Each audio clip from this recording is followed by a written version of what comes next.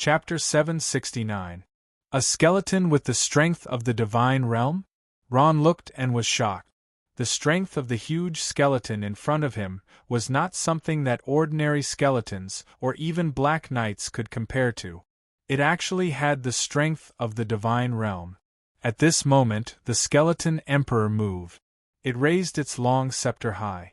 Not long after, a red light penetrated down and opened up under its feet, forming a strange red shape. A red halo also appeared under Ron's feet. At this moment, he felt his injuries slowly recovering. Evil halo, it actually added an evil halo to itself and us. This guy isn't simple. Ron took a deep breath. He was even more curious about the strength of the skeleton emperor. The skeleton emperor had already pounced on the warden. It took out a huge shield from somewhere and held a two-handed scepter in its other hand as it fought with the warden. The warden growled, and the leaves on his body began to shake. Not long after, countless soft branches extended from his arm and swept towards the skeleton emperor. The skeleton sovereign used its shield to block. Its defense was surprisingly high, and it was able to withstand the warden's sweep. At the same time, it immediately launched a counterattack. The strength of the skeleton emperor lay in its terrifying combat strength and strong defense. In addition to its endless combat skills, it could be called the king of skeletons. It could even summon a large number of ghouls, skeletons, and other undead creatures to fight. This is basically an undead paladin. Ron looked at the skeleton emperor's battle, and this feeling emerged in his heart. At this moment, Klein spoke. As he commanded the skeleton emperor to fight, he said to Ron, "Ron, hurry up and summon the skeleton emperor. The two of us will work together and fight this damn guy. Damn, this guy's life aura is too annoying." The green-clothed warden looked for Ron and Klein because he hated their death aura. The situation was reversed. Klein and Ron also hated the warden's huge life aura. "Sorry, Klein, I don't know how to summon this." Ron's eyes kept glancing at the skeleton emperor summoned by Klein, and his eyes revealed a look of envy. "What, you don't know how to summon the skeleton emperor?" When Klein heard this, his eyes widened as though he had heard the most inconceivable thing in the world. Are you a divine necromancer or not? Don't tell me you don't know how to summon a sacred domain skeleton overlord." The progression of necromancy magic was as follows: skeletons, skeletal warriors, skeletal magicians, dark knights, terror knights, skeletal lords, and skeletal monarchs. Ron's training program, on the other hand, jumped straight to the sacred domain's abyssal skeletal dragon after the dread knight, and then to the divine domain's frost dragon. For some reason, the summoning method of the sacred domain's skeletal lord and the divine domain's skeletal monarch was not passed down in the Amros continent. Even Homelin did not know how to do it, let alone Ron. Klein retreated to Ron's side and stopped. He looked at Ron in disbelief and sighed. "I originally wanted the two skeleton emperors to work together to fight, but be careful." Before he could finish speaking, Ron heard a whistling sound in his ears. He saw the warden, who had transformed into a treant, throw out a long branch whip and smash it at the two of them. Boom! The ground where Ron and Klein were standing just now had been torn apart. Countless gravel burst out, and Ron and Klein were nowhere to be seen. The warden had transformed into an octopus-like appearance. He waved the long whip in his hand and chased after the two of them. No matter where Ron and Klein hid, they could not escape the whip shadows that filled the sky. Ron's figure flashed as he quickly dodged the long whip. Although the whip was soft, its power was enough to split gold and stone. At this moment, a familiar voice entered his sea of consciousness. Ron immediately recognized that it was Klein's voice. "Ron, listen carefully. I'll now teach you the incantation and method to summon the skeleton emperor, as well as some of my own experiences during cultivation. I hope it'll be useful to you." Ron's spirit was immediately lifted when he heard this. This is the guidance from Klein. Nodding secretly, Ron listened carefully. The mysterious incantation and method were transmitted to Ron's sea of consciousness along with Klein's cold voice. With Klein's incantation and method, coupled with his cultivation experience, Ron quickly grasped the essentials of summoning with his comprehension and understanding of undead magic. At this moment, Ron took a deep breath and slowly waved the bone staff in his hand. A majestic aura of death seeped out from his body, and his eyes had turned dark green. Heroic spirit that has slept for 10,000 years, when you were alive you were a great hero. After death, you are an immortal king. One day, you will return from the underworld with an army of undead. Not long after, the space channel opened, and a huge skeleton emperor appeared. It was like a firm guardian, standing in front of Ron. It was exactly the same as Klein's skeleton emperor. Its face covered by a steel mask was filled with the aura of a king looking down on the world. Ron carefully looked at the skeleton emperor that he summoned for the first time, nodded secretly, and waved the staff in his hand. "Let's go, skeleton emperor. Tear that guy into pieces for me." The skeleton emperor slowly turned its head, and its eyes lit up with a red light. At this moment, it moved and joined the battle. When Klein saw this, he laughed. "Good fellow, I didn't think that Ron would be able to comprehend it so quickly. His comprehension is not bad." Fighting with the two skeleton emperors put a lot of pressure on the warden. Unlike the slow frost dragon, the skeleton emperor was fast and had extremely strong combat strength. Moreover, it could summon a large number of undead creatures to fight. It was like a natural king and also like an intelligent undead creature. The undead creatures summoned by the skeleton emperor to assist in the battle only listened to its orders. The two skeleton emperors attacked at the same time, summoning countless undead creatures to assist in the battle. In addition to the terrifying strength of Ron and Klein, the warden was almost completely suppressed. For a moment, roars came from the empty cave. "Are we going to win?" When Frigga saw this, her eyes lit up with hope. "The two of them together are too powerful." "No. It's not like that." Pamir interrupted Frigga's words, shook his head and sighed. "It's impossible for us to win. Don't forget, that guy hasn't used his divine power yet." Divine power? Thinking of the terrifying power of the green-clothed warden when he used his divine power, Frigga's face turned pale with fright. "Once he uses his divine power, we will die without a burial ground." Pamir's words were filled with despair and solemnity. At that moment, the battle had already reached its climax. The warden was unable to take down the skeleton monarchs for a long time, but Ron and Klein were getting more and more comfortable controlling the two skeleton monarchs. Especially Ron. He slowly grasped the essentials of controlling the skeleton monarchs, and could even directly order the skeleton monarchs to use skills. The warden was at a complete disadvantage. He was beaten until he roared again, and cracks appeared on his hard defense. "Haha, how is it? This is the price you have to pay for looking down on the undead." Klein laughed and turned to Ron. "Ron, let's go together and kill this guy." Ron didn't answer. He was fully focused on controlling the skeleton emperor. From time to time, he would launch one or two attacks. Curses and undead attacks were used as if they didn't cost money. The warden was already impatient. With his strength, he couldn't even deal with two little undead bugs. This made him quite angry. At this time, he roared and exploded. Thorn's domain. At this time, a powerful life force erupted from the warden's body. It was as if a green and life aura quickly covered the entire space. The divine power of life appeared again. Swoosh! The warden poured the divine power of life into his body. A green light film appeared on his body. The light film was about 5 meters in diameter and firmly wrapped the warden's huge body. What? The divine power of life. Not good, retreat. Klein was shocked and immediately commanded the skeleton emperor to retreat. Ron's skeleton emperor was standing behind the warden. Ron saw the opportunity, gritted his teeth, and issued an order to the skeleton emperor. Ron's skeleton emperor moved and quickly approached the warden. He raised the scepter in his hand and slammed it down on the warden. This was a sneak attack.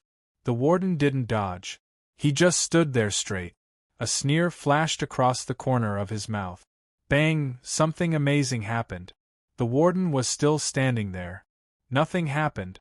However, the skeleton emperor summoned by Ron seemed to have been struck by lightning. It flew backward like a kite with a broken string. What's going on? Ron was stunned. At this time, he only felt a sharp pain in his head. It turned out that the skeleton emperor was injured. Its injury affected Ron as the controller. Ha ha! The warden laughed crazily. How pitiful! Let me tell you, my divine realm skill Thorn's domain will reflect 150% of the damage. In other words, from now on, only I can attack you. You can't hit me at all. Damn it! Klein cursed. At this time, an idea flashed in his mind and he shouted, Ron, let's not tangle with him in close combat. Use long-range attacks. After saying that, Klein stretched out his hand. A green ball of air appeared in his palm, and he threw it at the warden. Death coil. Countless ghosts let out ear-piercing cries that echoed in the cave. A powerful aura of death passed through the space and blasted towards the warden. The warden still didn't dodge. He sneered. Death coil hit the warden. However, in the next moment, a green light shot out from the warden's body and slammed into Klein. Ah! Klein let out a scream. He fell to the ground in pain, holding his head and rolling on the ground. The green ghost frantically wrapped around his head. His face was even more ferocious. The warden laughed heartily. Foolish necromancer! My Thorn's domain can not only reflect close-range attacks, it can also reflect long-range attack. Now you've had a taste of your own skill. Klein, are you okay? Ron exclaimed. Woo, woo, woo! Klein's eyes rolled back. The veins on his face were exposed. He gritted his teeth and looked like he was in extreme pain. It seemed that the reflected death coil had invaded his soul. At this moment, Klein was struggling with the souls he released. He couldn't speak for a while. Prepare to die, invaders. The warden laughed wildly. Countless long whips shook and blasted towards Ron. Not good, dodge. Ron's figure flashed, and he immediately disappeared from where he was. At this moment, Ron was so depressed that he wanted to vomit blood. The warden's Thorn's domain was just like the invincible domain of the Holy Knight. He could hit others, but they couldn't hit him. To a certain extent, it was even more powerful than the invincible domain of the Holy Knight because it could reflect 150% of the damage. Facing the warden's barrage of attacks, Ron could only desperately dodge, hoping to wait until the warden's invincible state wore off. But Ron didn't know that the Thorn's domain was different from the invincible domain of the Holy Knight. Unless the user wanted to, the Thorn's domain would never disappear. Bang! A loud sound was heard. Finally, Ron couldn't dodge in time and was hit by the warden's long whip. He fell heavily to the ground and spat out a mouthful of blood. Ron only felt dizzy. His organs were almost displaced, and there wasn't a single bone in his body that didn't hurt. He struggled a few times and tried to get up, but he fell heavily to the ground again. At this time, he saw a pair of huge feet. The soles of the feet were covered in what looked like tree root. They were tightly entwined, and bits of green light extended from them, emitting powerful divine power of life. Ron looked up and saw a face that was as dry and twisted as a tree bark. This face was filled with intense killing intent. A sense of helplessness welled up in Ron's heart. The strength of this expert of life was simply too powerful. He could even use divine power. Originally, the warden was no match for Ron and Klein, but he used the divine power of life. Divine power, the legendary power of the gods. Its appearance was enough to change the rules of the battle. If the warden hadn't used his divine power to activate the Thorn's domain at the critical moment, How could Ron and the others have been defeated so badly? Not to mention the thorns domain, even the falling stars and twining roots were enough to make Ron and the others suffer as long as they were skills of life that were cast with divine power. Divine power was indeed powerful. In front of an expert of the divine realm with divine power, ordinary experts of the divine realm could only be slaughtered unilaterally, even if their strength was on the same level. Wait, divine power. Thinking of this, Ron couldn't help but smile bitterly. The divine power of death in his body had been used up long ago, and the spirit summoning pagoda in his soul ring didn't produce any new divine power of death. If he could use the divine power of death, he might be able to fight the warden, but now, could it be that I'm going to die here today? Ron thought sadly. He felt his strength gradually drain away, and he no longer had the strength to struggle.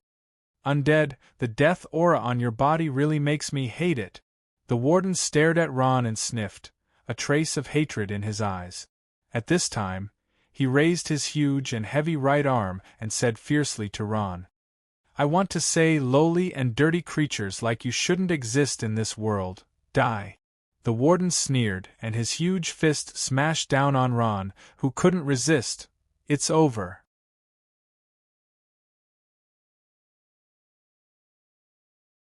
Chapter 770.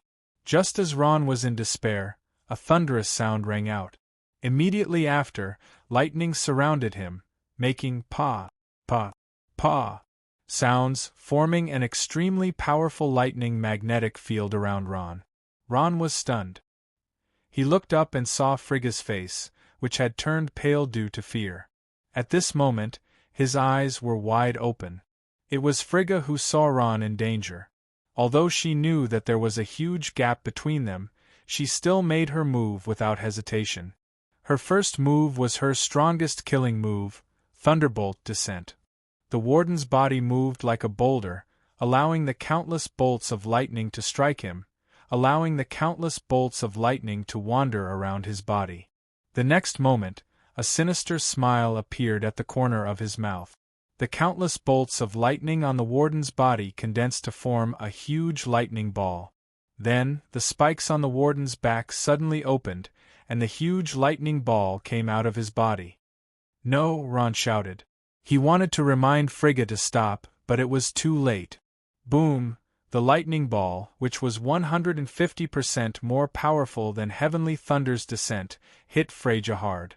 She let out a muffled groan, and her delicate body floated into the air, as if she was unconscious. Blood splattered in the air.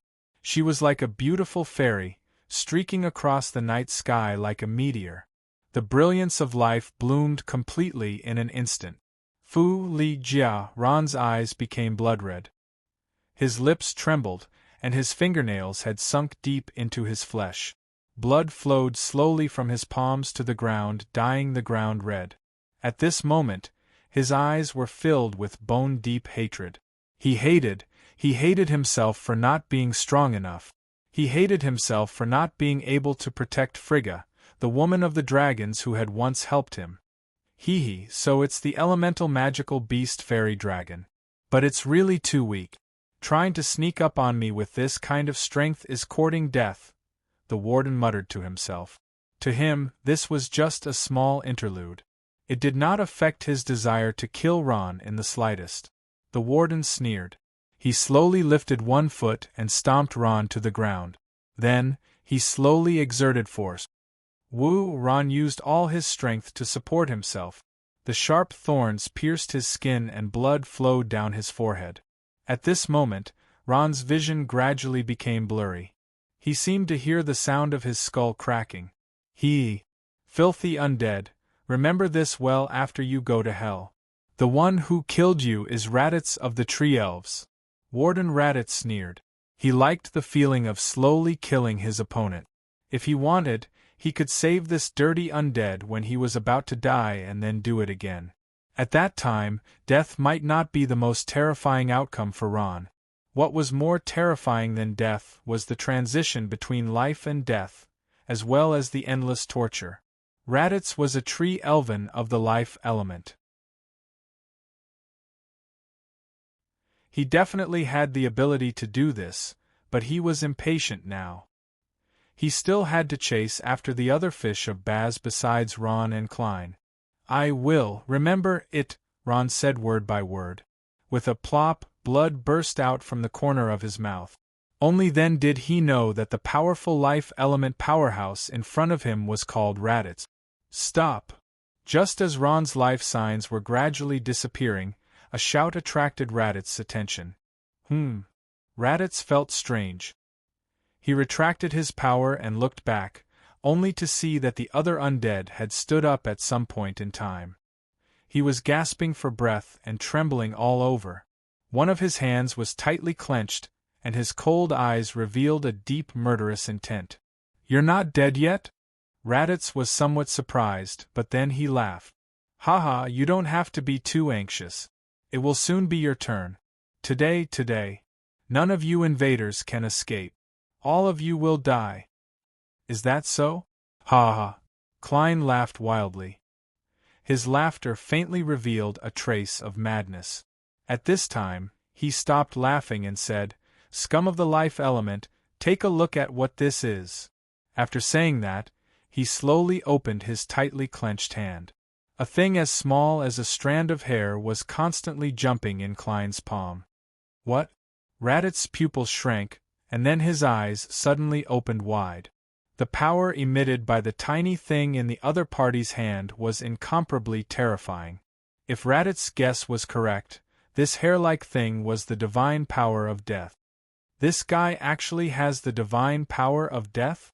Raditz recovered from his shock. "It seems that he isn't an ordinary realm of the gods' powerhouse.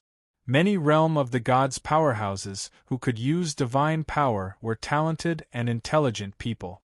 This was because they had already comprehended the power of laws. Klein actually has divine power? His divine power. Where did it come from?" Looking at Klein holding the divine power in his hand, Ron sucked in a breath of cold air. The surprise that Klein had brought him was simply too great. It was shocking. His strength, in the end, to what extent has it reached? Ron thought. Divine power of death? Interesting. Raditz suppressed the shock in his heart and let out a long sigh. "What do you want?" "Very simple." At this time, Klein opened his mouth. "If your excellency is willing to let us go and let us reach the planar teleportation array, then we will go our separate ways and never have anything to do with each other. We also have no intention of becoming your enemy, and if I don't agree?" Hearing this, Raditz's expression sank. This was absolutely impossible for him to do. "If you don't agree," Klein coldly smiled, "then no one can predict the consequences. Perhaps we will die, but you definitely won't live." Klein's words were threatening. His hand trembled slightly, and the divine power of death in his hand emitted even more power. Klein's words aroused the anger in Raditz's heart. "Ha ha! You think you can threaten me just because you have divine power? Let me tell you, stop dreaming. You are definitely not the only one with divine power." Raditz roared. Raditz roared. He stretched out his hand, and a powerful life force rapidly condensed. Not long after, a small green thread appeared in his palm. That was the concentrated essence of life force. At this moment, it was emitting boundless life force that resonated with Klein's divine power of death. At this moment, Klein also knew that he had no way out. He clenched his teeth and said, "Since that is the case, then die." While speaking, the black fog on Klein's body surged, as if he was a figure wrapped in thick fog. Countless white ghosts rushed out of his body, wailing and screaming in the entire space. It was a soul-stirring sight. At this time, Klein slowly raised his right hand, and the divine power of death in his hand disappeared into thin air. The next moment it turned into a 3-meter-long, pitch-black spear. The long spear was engraved with runes that symbolized death. Behind him, the black fog formed a huge death god figure. The terrifying aura made everyone's heart tremble. Spear of Death. Klein threw the spear of death at Raditz. The powerful death energy passed through space, causing the entire space to shake. Very good, then come. I want to see which is stronger, the law of life or the law of death. Raditz was not to be outdone. He stretched out his hand, and the wisp of life force disappeared. He, who had fused with the divine power of life, instantly shone with a green radiance. His body glowed with life force, and countless branches stretched out. The sweat on his body was covered in a layer of crispy green. At this time, he slowly raised his hands, and a huge green ball condensed in his palm. It grew bigger and bigger, and the figure of the goddess of life appeared around him. It was a tall young woman with an elven appearance. She had a pair of long elven ears, and was wearing a luxurious elven robe. Her eyebrows were lowered, and she was holding a magic staff. She stood between heaven and earth with her head held high. Her flawless face was filled with a sacred aura, making people not dare to blaspheme her. Under the nourishment of the aura of life, all the plants in the surroundings grew at a crazy speed.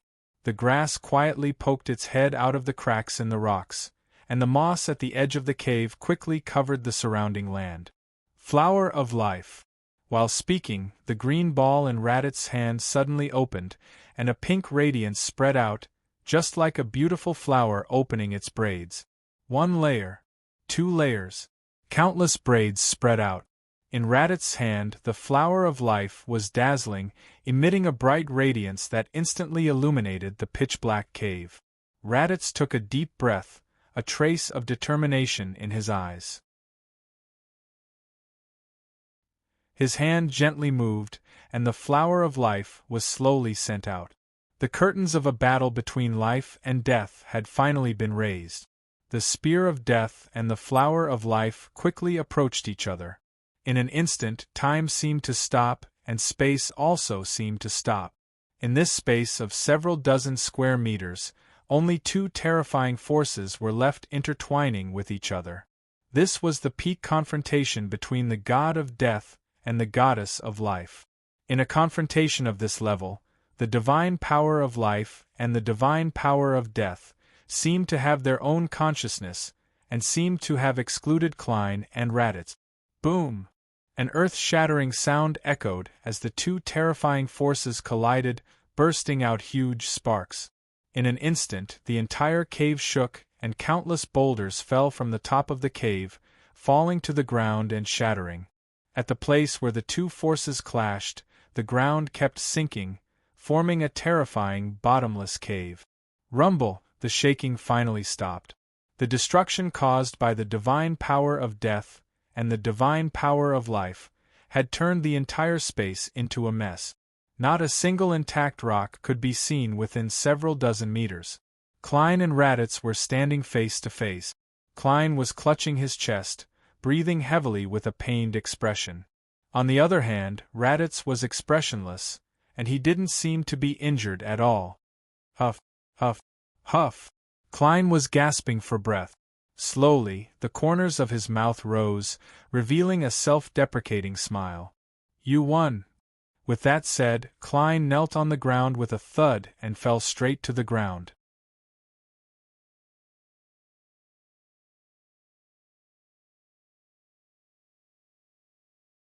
Chapter 771.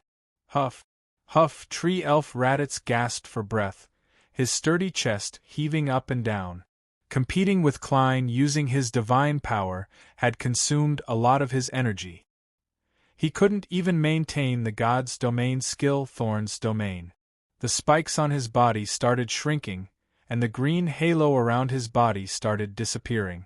The strength of a powerhouse who had comprehended the laws of God's domain wasn't something an ordinary powerhouse of God's domain could compare to. Klein's frightening attack with his death divine power had almost made Raditz taste death. At this time, Raditz slowly calmed down, and his eagle-like eyes shone with a bright light. Lowly reptiles will always be reptiles. No matter how you struggle, you can't escape the fate of death. As Raditz spoke, he seemed to be comforting himself. A trace of blood slowly flowed down his forehead, blurring his vision. In one day, He had continuously used his divine power to cast meteor fall, entanglement of roots, thorns domain, and flower of life. Even if someone as strong as Raditz had sufficient strength, there was still a vacuum at this moment. He was currently at his weakest. Nevertheless, Raditz still obtained the final victory. Ron and Klein were no match for him. No. It's still too early to say that. At this time, a shadow flashed in front of Raditz and quickly approached him. He was slightly startled, and before he could react, a piercing pain came from his body. Bang! The seriously injured Ron had stood up at some point. He took 2 steps forward and suddenly threw himself forward. His hand flashed, and a sharp bone spur appeared in his palm. The bone spur in Ron's hand ruthlessly pierced into Raditz's lower back. In an instant, blood splattered everywhere. Ron, Pamir, who was watching from a distance, was stunned. He didn't expect that Ron could still stand up after being injured to this extent. You! Raditz was both startled and angry. He didn't dare to believe that the seriously injured Ron still had the ability to fight. In a moment of carelessness, he fell for it. What do you want? Raditz quickly calmed down and asked. He wasn't worried about the injury on his lower back. For a powerhouse who cultivated the power of life, such a small injury could be quickly healed. What he needed to do now was to stabilize the necromancer. After all, the necromancer didn't have any ability to resist. What do you want? Ron struggled to support his seriously injured body, and the corners of his mouth revealed a cold smile. Didn't you say that we undead are lowly reptiles? Very good. Today, you will die in the hands of 2 lowly reptiles. After saying that, he forcefully thrust the bone spur forward. In an instant, Raditz's eyes opened wide, revealing an extremely frightened expression. He finally remembered that although the strength of these 2 undead creatures was low, they were most proficient in soul attacks. A numb feeling came from the back of his waist. What made him even more terrified was that the other party's soul power was rapidly attacking his sea of consciousness through the wound on his back. A stabbing pain came from Raditz's head, as if he was being bitten by thousands of ghosts. This kind of pain came from the depths of his soul, making him wish he was dead. Normally, the invasion of a mere soul power wouldn't be able to do anything to a powerhouse who had comprehended part of the law of life, but he was currently extremely weak and didn't have any power to suppress the invading soul power. At this moment, Raditz finally felt the fear of death. No, don't. Raditz shouted and struggled with all his might, but Ron firmly held him in place.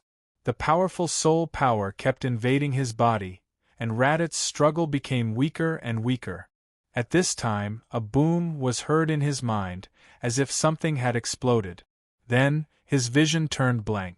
Raditz groaned a few times. At this time, his body slowly shrank at a speed visible to the naked eye. The leaves and branches on his body started disappearing, revealing his original appearance as a tree elf. Raditz's eyes were wide open, but they were empty, as if he had lost consciousness. Finally, his body softly fell to the ground. Finally, it's over. Ron loosened his grip and heavily sat on the ground, gasping for breath. This nightmarish life powerhouse had finally died. This should be some consolation for his dead companion. Ron slightly raised his head and met Pamir's gaze. The latter smiled at him and gave him a thumbs up. At this time, Ron saw Pamir crouch down and help Frigga up with difficulty. He carefully examined her injuries before raising his head to look at Ron and shaking his head. It doesn't matter. Although Madame Frigga's injuries are serious, fortunately, she is still alive. Hearing that Frigga was still alive, Ron relaxed. He didn't know when it started, but this beautiful and noble speaker of Noah Continent's parliament had slowly occupied a place in his heart. At this time, a familiar voice entered his ears. Ron, well done. It was Klein who had gotten up at some point and looked at Ron. At this moment, he was covered in wounds and looked rather miserable.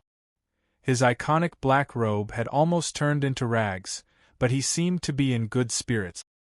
His pitch-black eyes flickered, and the corners of his mouth revealed a smile of approval. "Thank you." Ron smiled modestly and asked with concern, "Are you okay?" "Fortunately, I won't die." Klein struggled to get up, glanced at the warden's corpse on the ground, and sighed.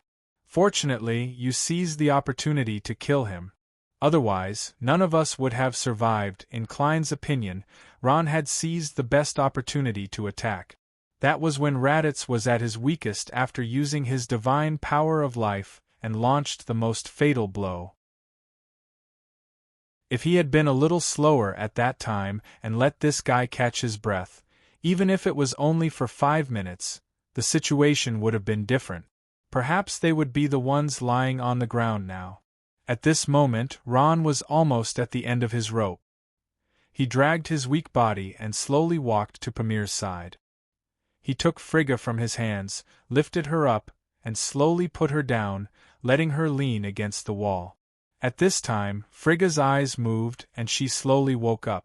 When she woke up and saw Ron, she was overjoyed and grabbed his arm. "Ron, are you okay?"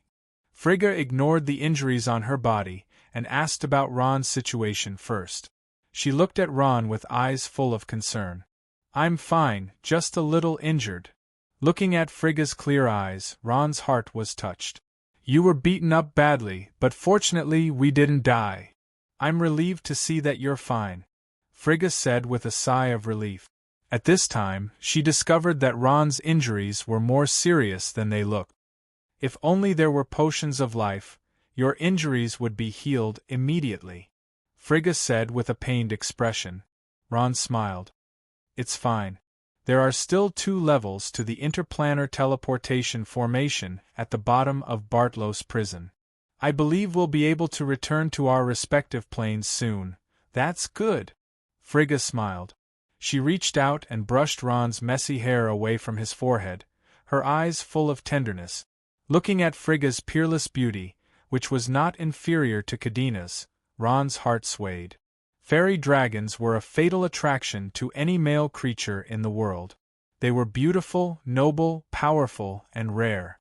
Even in the main plane, the beautiful and powerful fairy dragons were the targets of all races.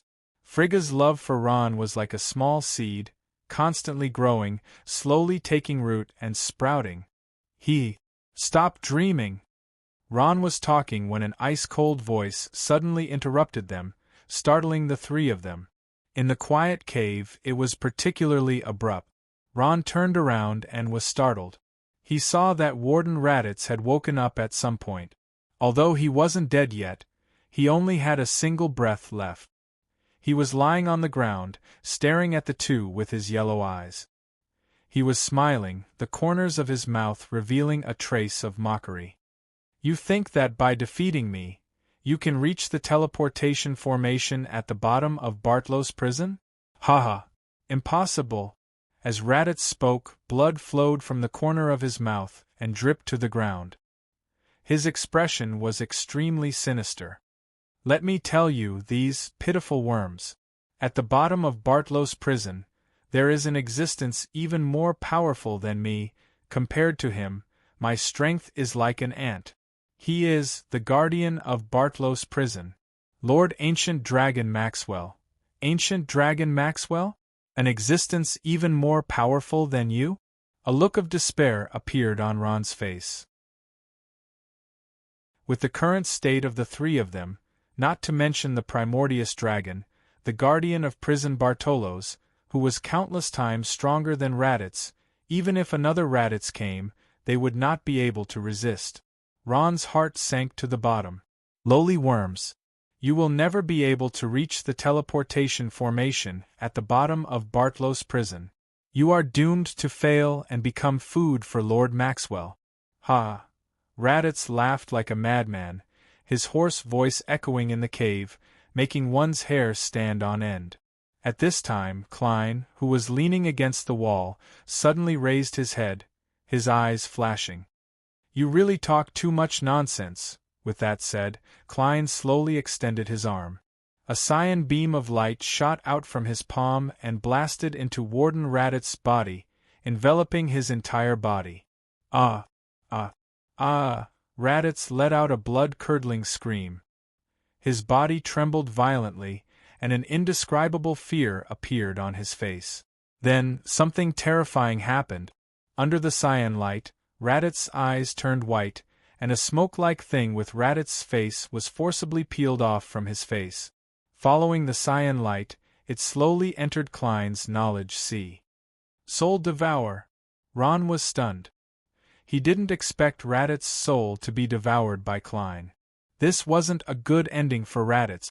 Klein closed his eyes and completely devoured and digested Raditz's soul. Only then did he slowly open his eyes and look at Ron with a trace of blame in his cold eyes. "You should have killed him," Klein slowly said to Ron. "Since you didn't do it, I could only do it for you. Powerhouses who cultivate the power of life have powerful vitality. If he didn't die, then the ones dying would have been us. Sorry, it's all my fault." Ron was silent for a moment. Although he didn't agree with Klein's approach, Ron knew that Klein's approach was the best choice for now. "Let's rest for a while, then continue on our way." Chapter 772. The spacious and gloomy cave was silent. Only the sound of everyone's breathing could be heard, and from time to time, one or two painful groans could be heard. Everyone, including Ron, was seriously injured.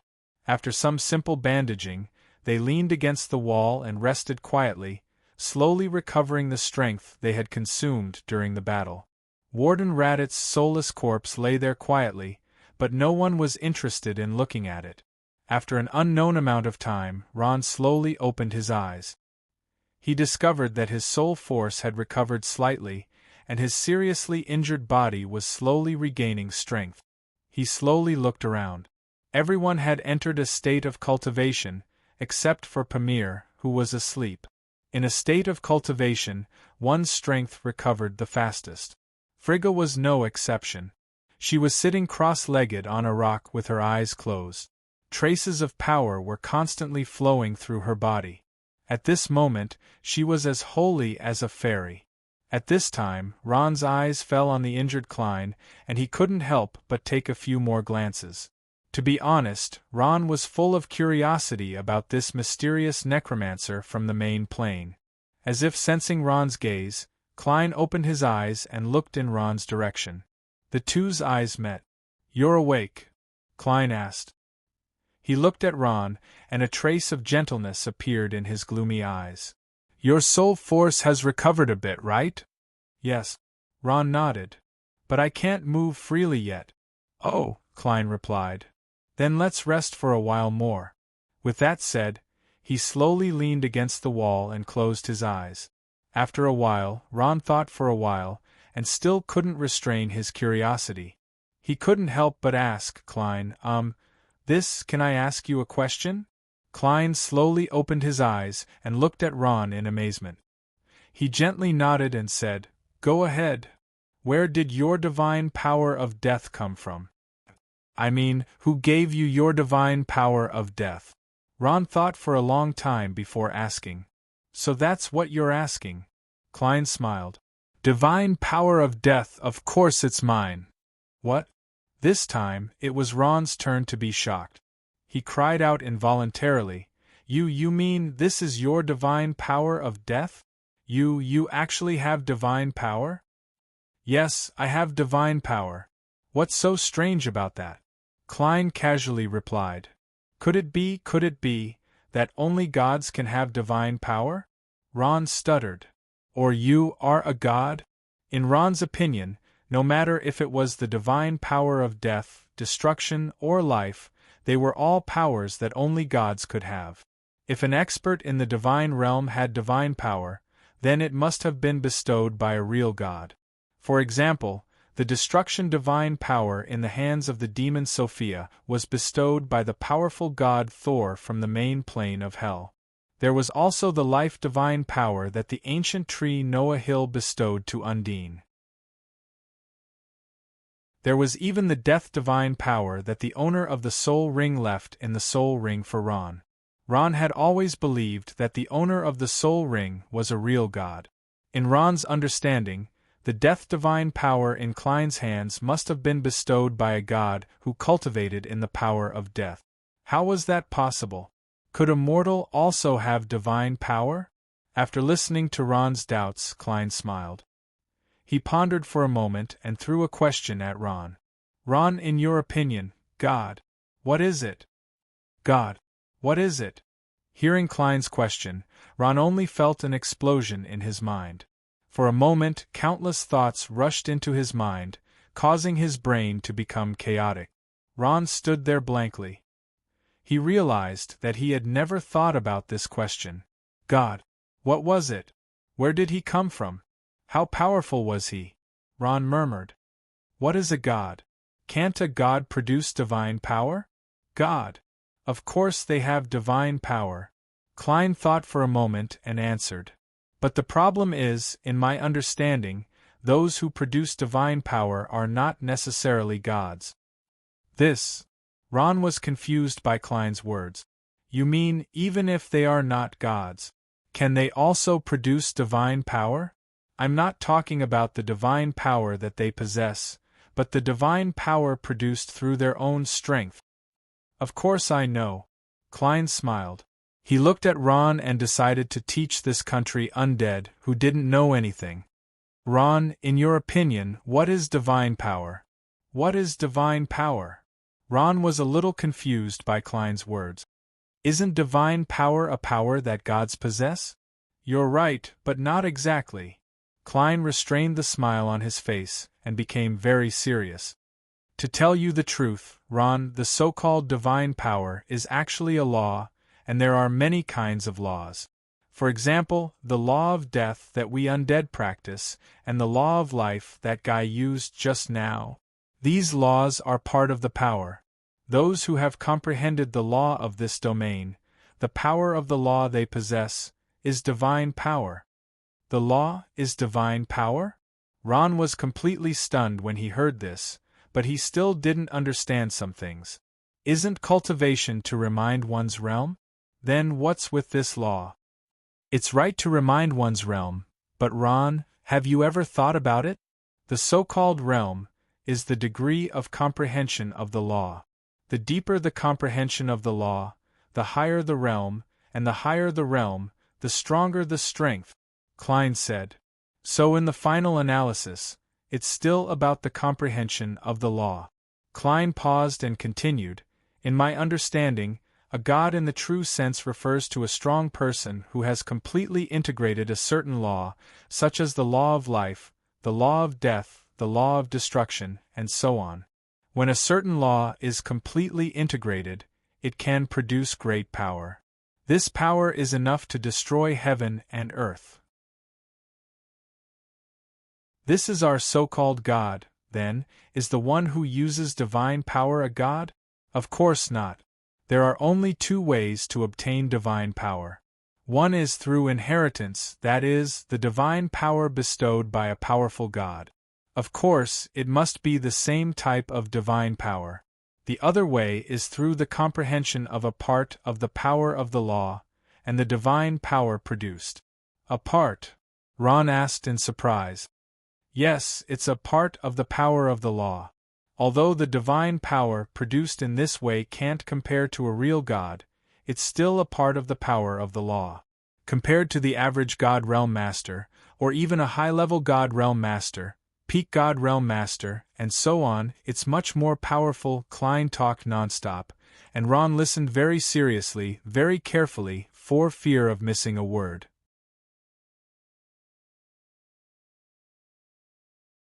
Chapter 773. Divine power is also a type of power. Through the use of divine power, domain techniques will become even more powerful. For example, the technique I used in the battle with the life element expert was just an ordinary bone spear, but with the addition of the divine power of death, it became a terrifying death spear. That's right. Ron nodded inwardly. He recalled the first time he used the divine power of death. It was an ordinary bone spear, but this ordinary bone spear had almost destroyed half of Asinaris, an important border town of the Holy Roman Empire. Haha, the so-called gods aren't mysterious things. They're just experts who have fused with the power of laws. Ron, if you can fuse with the power of laws, you can also become a god. I'm not talking about experts of the divine realm who use divine power, but true gods, Klein said with a smile. Fusing with the power of laws? Ron laughed involuntarily. To him, not to mention the power of the law of death, even increasing his realm was so difficult. As for becoming a true god, Ron only thought about it. Although Klein said it casually, how could the gap between gods and mortals be made up by talent and hard work? Then, how can one comprehend part of the power of laws and produce divine power? Just as Ron and Klein were discussing divine power in full swing, a clear voice interrupted them. The two of them looked back and saw that Frigga had finished her training at some point and was quietly listening to their conversation. Klein's unreserved conversation with Ron had not only enlightened Ron, it had also greatly benefited her. Klein smiled. This is something that depends on each person's perception and luck. Amongst all the powerhouses of the realm of the gods, those who can truly comprehend a portion of the power of laws and produce their own divine power, 1 in 10 would be considered pretty good. Frigga made an "oh" sound, a trace of disappointment in her beautiful eyes. However, as a genius, she quickly felt at ease. No matter what, strength ultimately depended on one's own cultivation.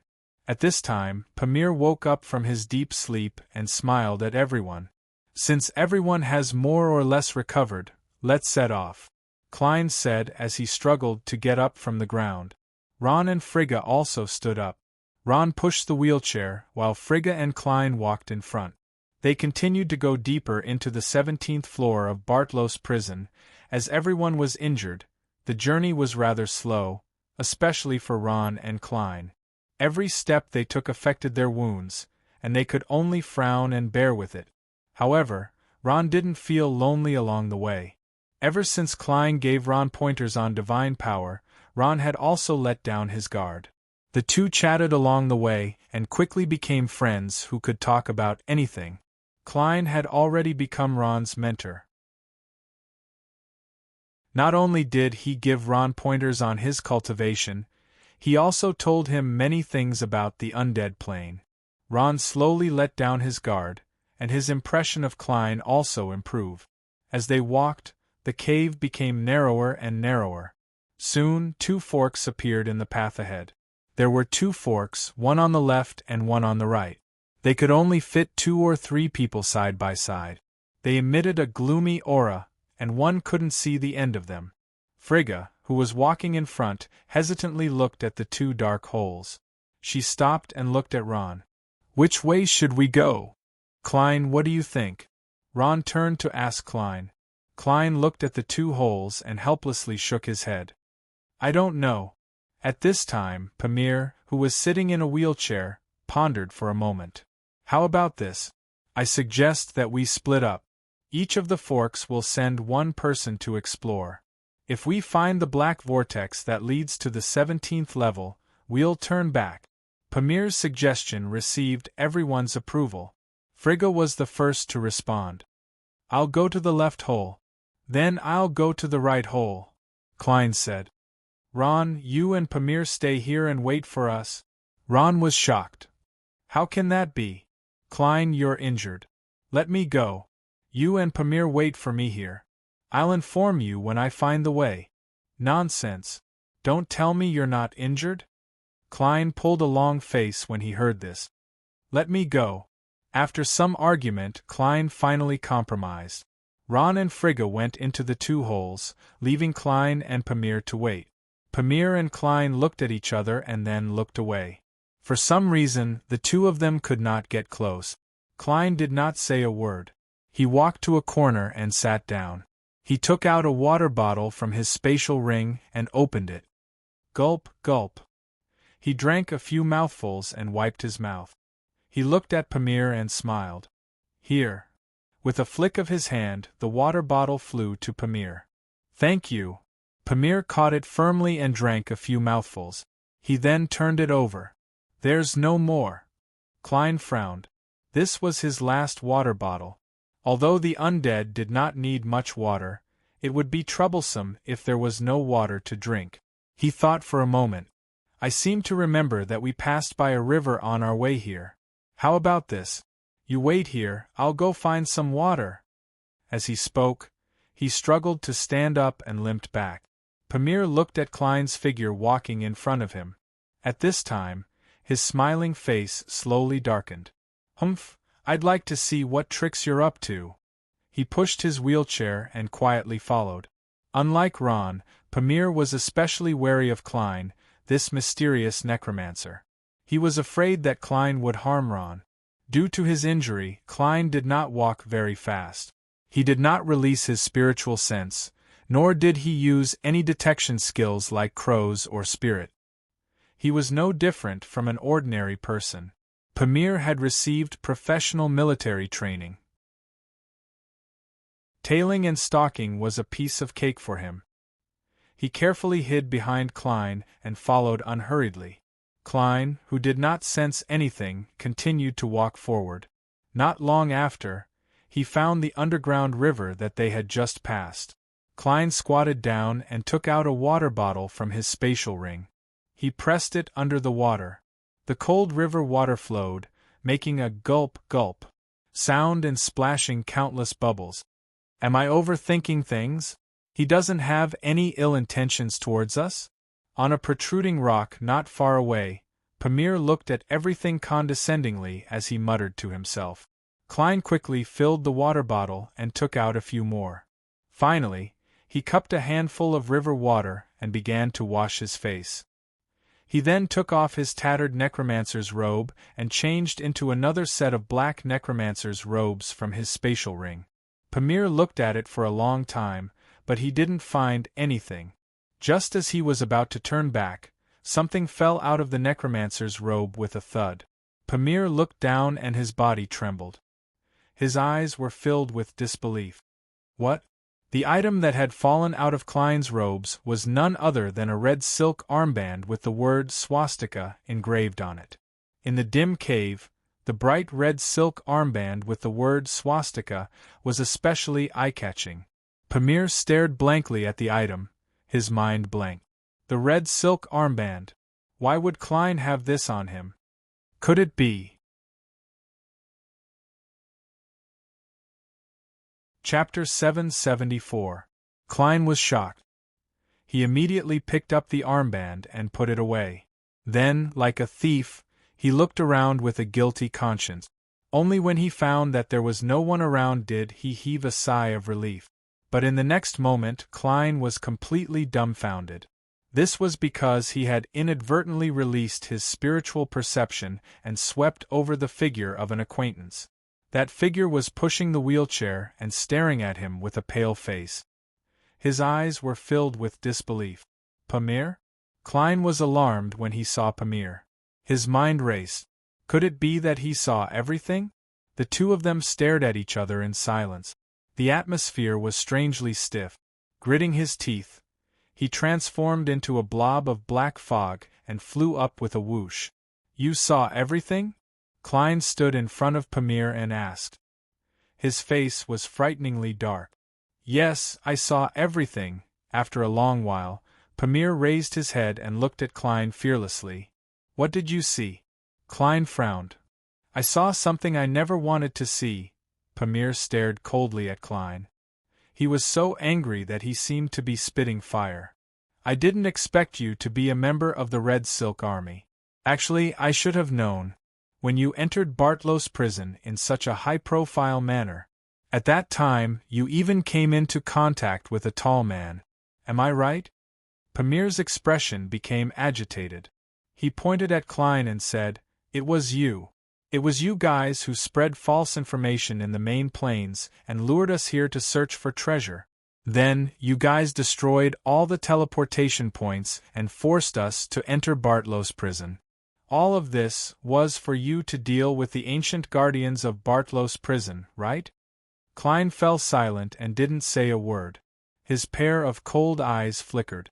Haha, I almost forgot. the leader of the Red Silk Army, Utaris, is imprisoned in the lowest level of Bartlos prison. Your ultimate goal was to rescue him from prison, right? In order to achieve such a goal, you used us. Ha ha ha, what a vicious scheme. Pamir waved his hands in agitation as he rambled on, as though he wanted to vent all of his anger.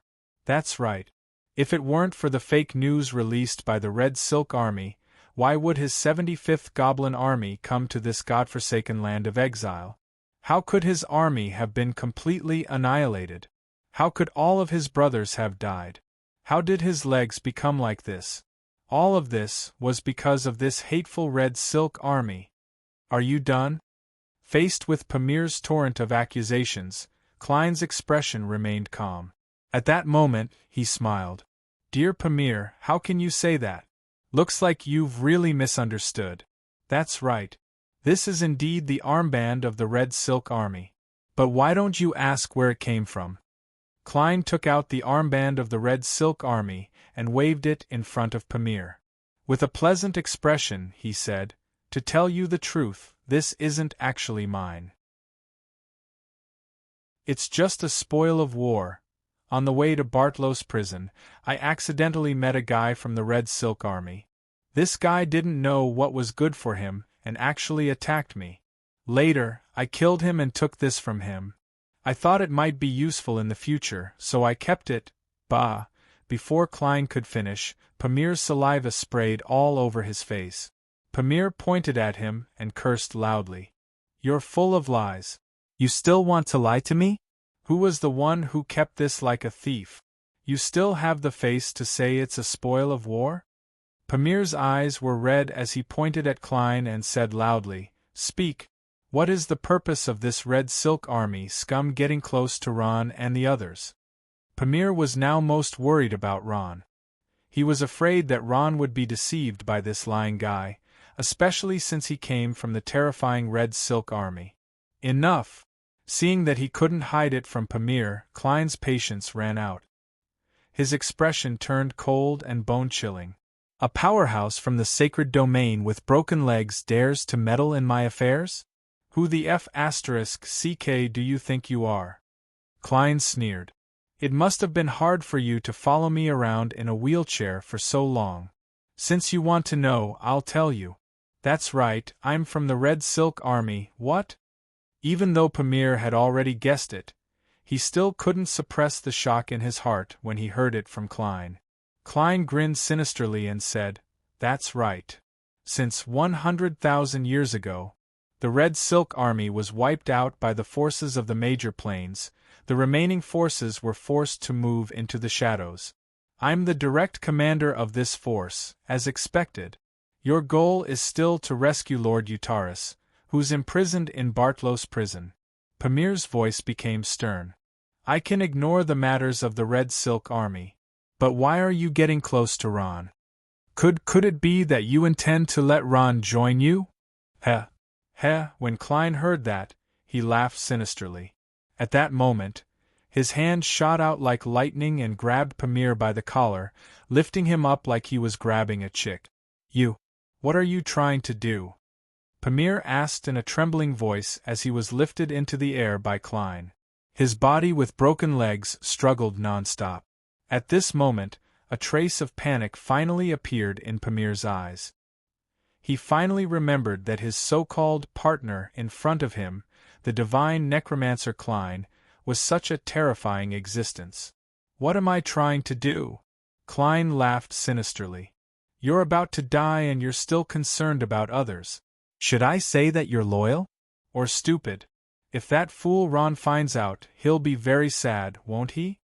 Pamir, since you like to ask questions so much. Then, Klein laughed, following which his smile turned cold. Go to hell and ask. After saying this, he let out a low growl and opened his mouth wide. Soul devour. Purring bang. Pamir felt as if he had been struck by lightning. His mind went blank and he could feel the pain coming from the depths of his soul.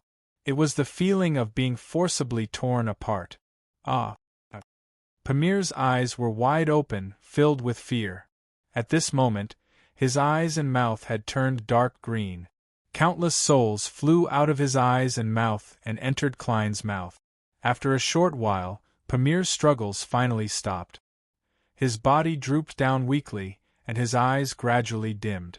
He had become a corpse that had lost consciousness. The cave became even darker. Everything that Klein had done had been perfect. In the 16th floor of Bartlos prison, no one had discovered anything. Now that Pamir knew everything, Klein had no other choice but to silence him. Bang. Klein threw Pamir's soulless body heavily onto the wheelchair. Pamir's eyes were wide open. Both his legs were broken, and his eyes were filled with extreme fear. At this moment, he was lying quietly in the wheelchair, no longer breathing. This fellow is really powerful. He was able to deduce so much from a small armband that fell out. Leaving him alive would be a disaster, so it's better to kill him as soon as possible. Klein looked at Pamir's corpse as he muttered to himself.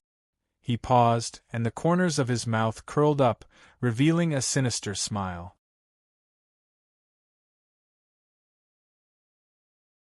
Chapter 775. Ron took the right passage. It was a small, winding path. He walked forward with great difficulty. Every step he took tugged at the wounds on his body, causing them to throb with pain. However, he gritted his teeth and persevered. The passage ahead became narrower and narrower. He could no longer see the path ahead. The light in the cave also became dimmer. This passage shouldn't be it, right? Ron began to have doubts.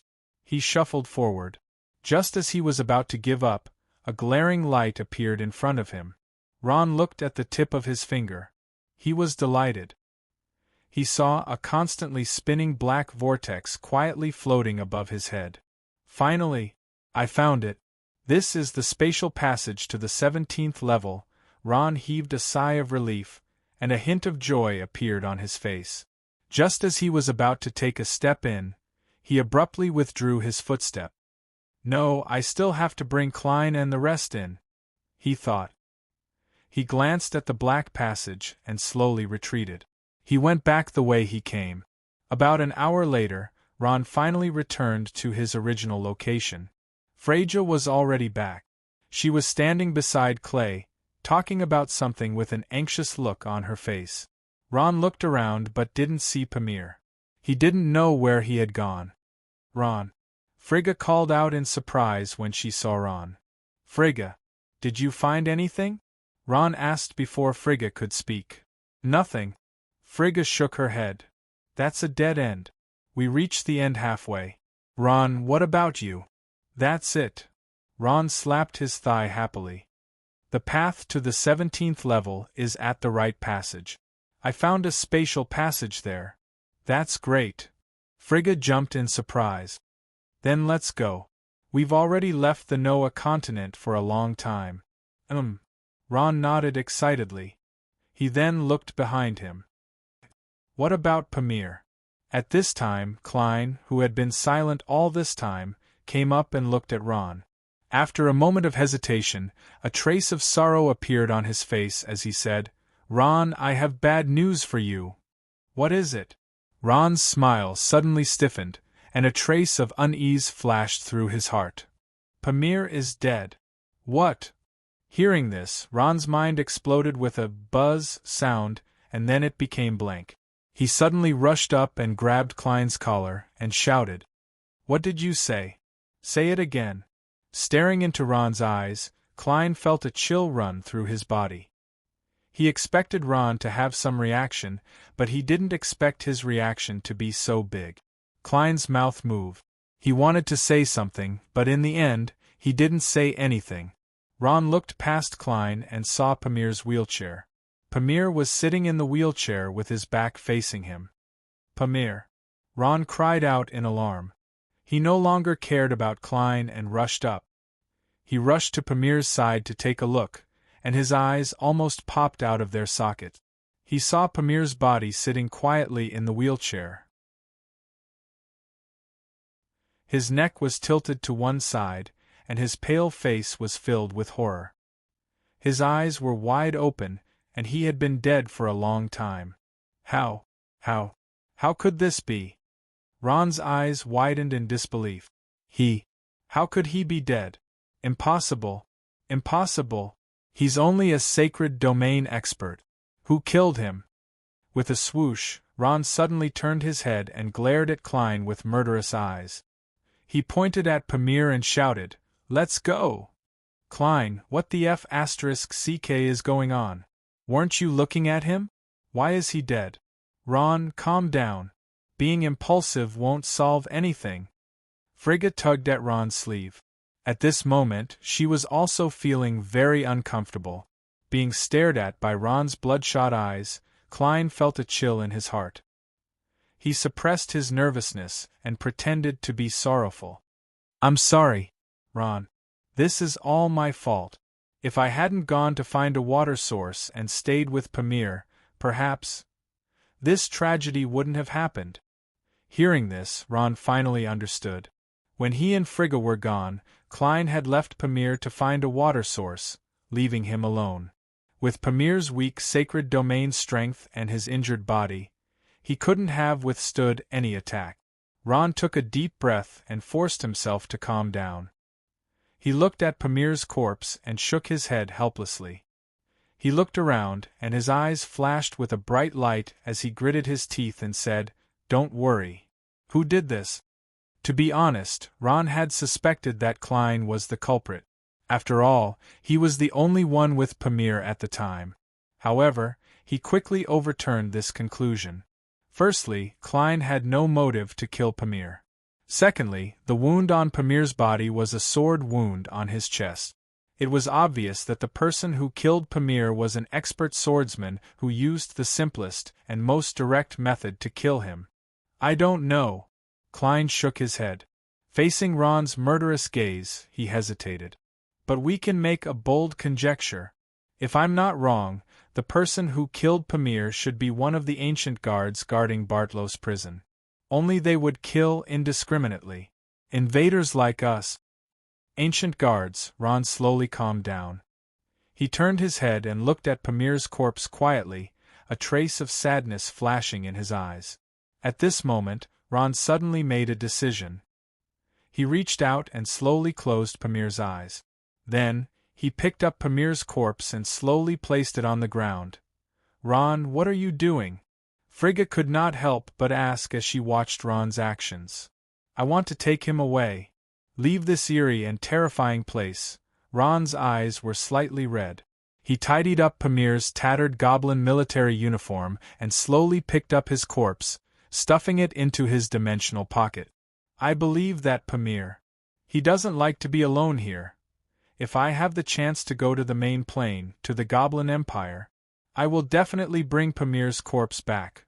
Go home." This has always been Pamir's greatest wish. Ron took a deep breath and slowly wiped away the tears at the corner of his eyes. They were already on the 17th level and were about to enter the teleportation portal. At this moment, Ron's most important companion, Pamir, who had once saved his life, had left just like that. He could not accept this at all. Ron's mood was a little low at this moment. At that moment, Klein fell silent. At that moment, he, who had the title of having a heart of stone, would do anything to achieve his goals, felt a slight stir in his heart. He felt a little guilty towards Ron. "What am I doing?" Klein was shocked and immediately shook his head, as if he wanted to throw away the thoughts in his mind that he should not be having. To be honest, Ron did not want to blame Klein. He only hated himself for not bringing Pamir with him. Wasn't it just to scout ahead? It would have been better even if they walked slower. At this moment, Ron wanted to beat himself to death. "Let's go."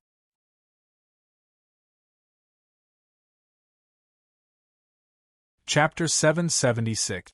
There was one less person in the group, so the atmosphere was a bit gloomy. Ron walked in front without saying a word. After passing through the passage on the right, Ron's group entered the black whirlpool that led to the 17th floor of Bartlos prison. As soon as they stepped in, a bright light flashed before their eyes and they entered another world. At this time, Ron only felt a blur in front of his eyes.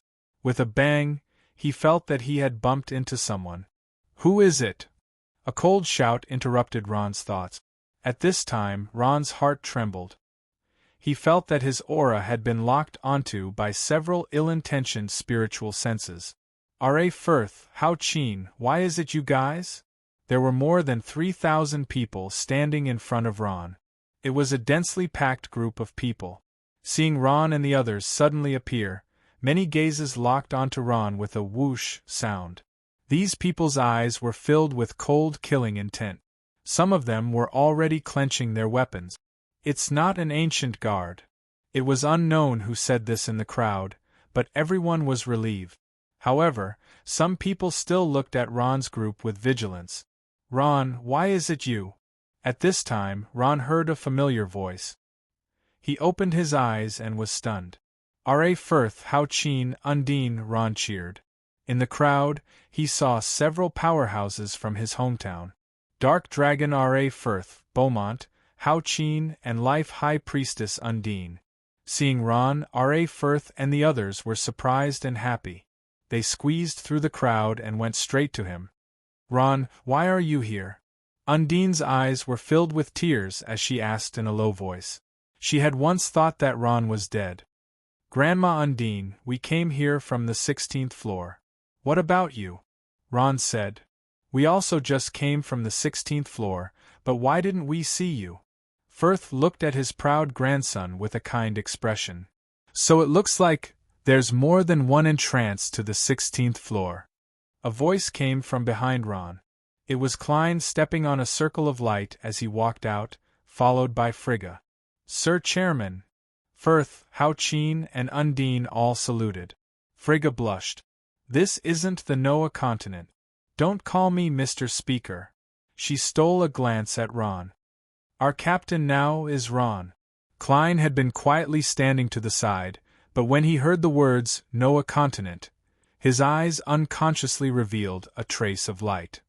Let's not talk about this. Ron hurriedly waved his hand. All right, how did you escape here? Firth said, we escaped from the bottom of the river. At that time, we were fighting fiercely with the ancient guards. I was heavily injured and fell into the river. I didn't expect there to be an exit at the bottom of the river.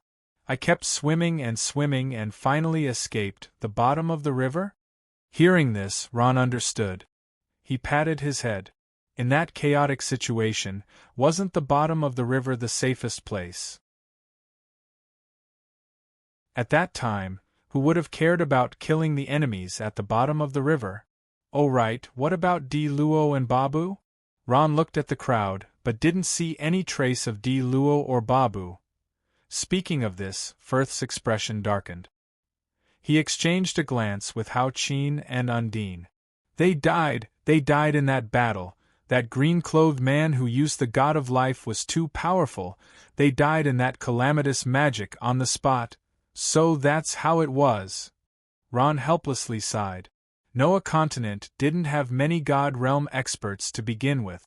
Apart from Di Luo and Babu, there were even fewer god realm experts left. Undine looked at Ron and frowned. Ron, you're injured? Ron nodded. I'll heal you, Undine said. I'll have to trouble you, Grandma, Ron said softly. Undine smiled. Silly child, there's no need to thank me. You're just like a grandson to me. Saying this, she immediately used her healing technique. Life transmission. Undine stretched out her hand and a huge amount of life force was transmitted. A green radiance twined around Ron's body, and then transmitted to Frigga and Klein. Ron only felt a warm sensation. The wounds on his body healed at a speed visible to the naked eye. The same went for Frigga and Klein. It's a pity that Pamir went. If not for his leg, thinking of Pamir, Ron regretfully shook his head. He did his best to absorb Undine's life force, and soon, he was completely healed. It's done. Undine opened her eyes and stopped the life transmission. Thank you, Grandma. At this moment, Ron's injuries were completely healed. His whole body felt warm and comfortable. At this time, a thunderous voice came from the crowd. You lot, Why are you all dragging your feet here? Why aren't you leaving? Ron composed himself and looked in the direction of the voice. He saw that the speaker was an abnormally tall, bald man close to 2 meters tall. The muscles all over his body bulged, and his face was ferocious. He didn't seem to be a kind person.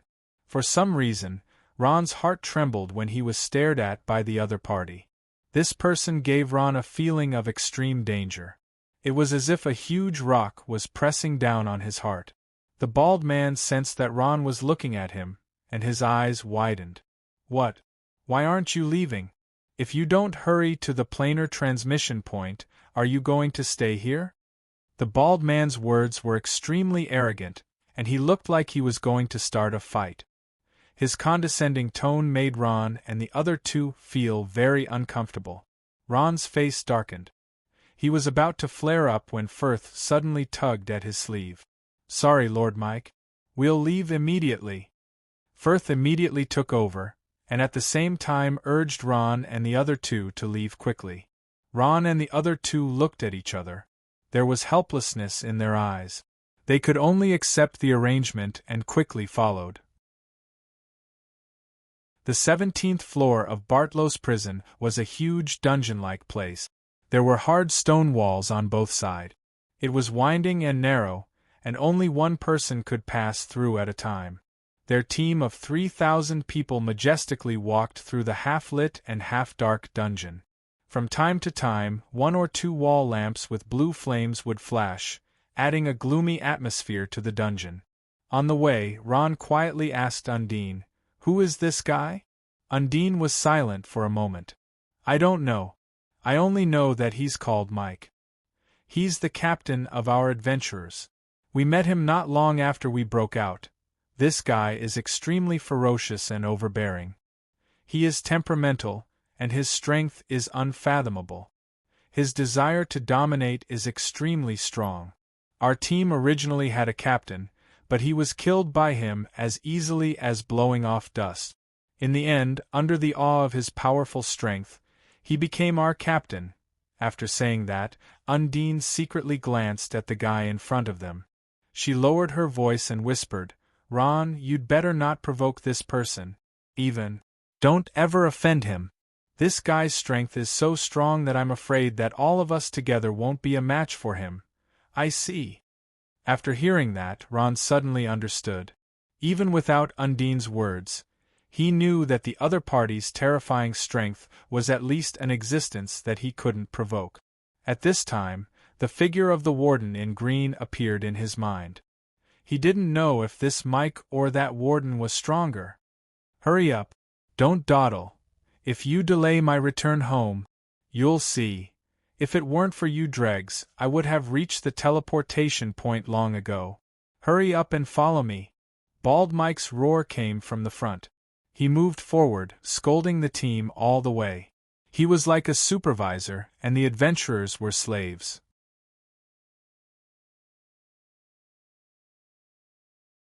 Chapter 777.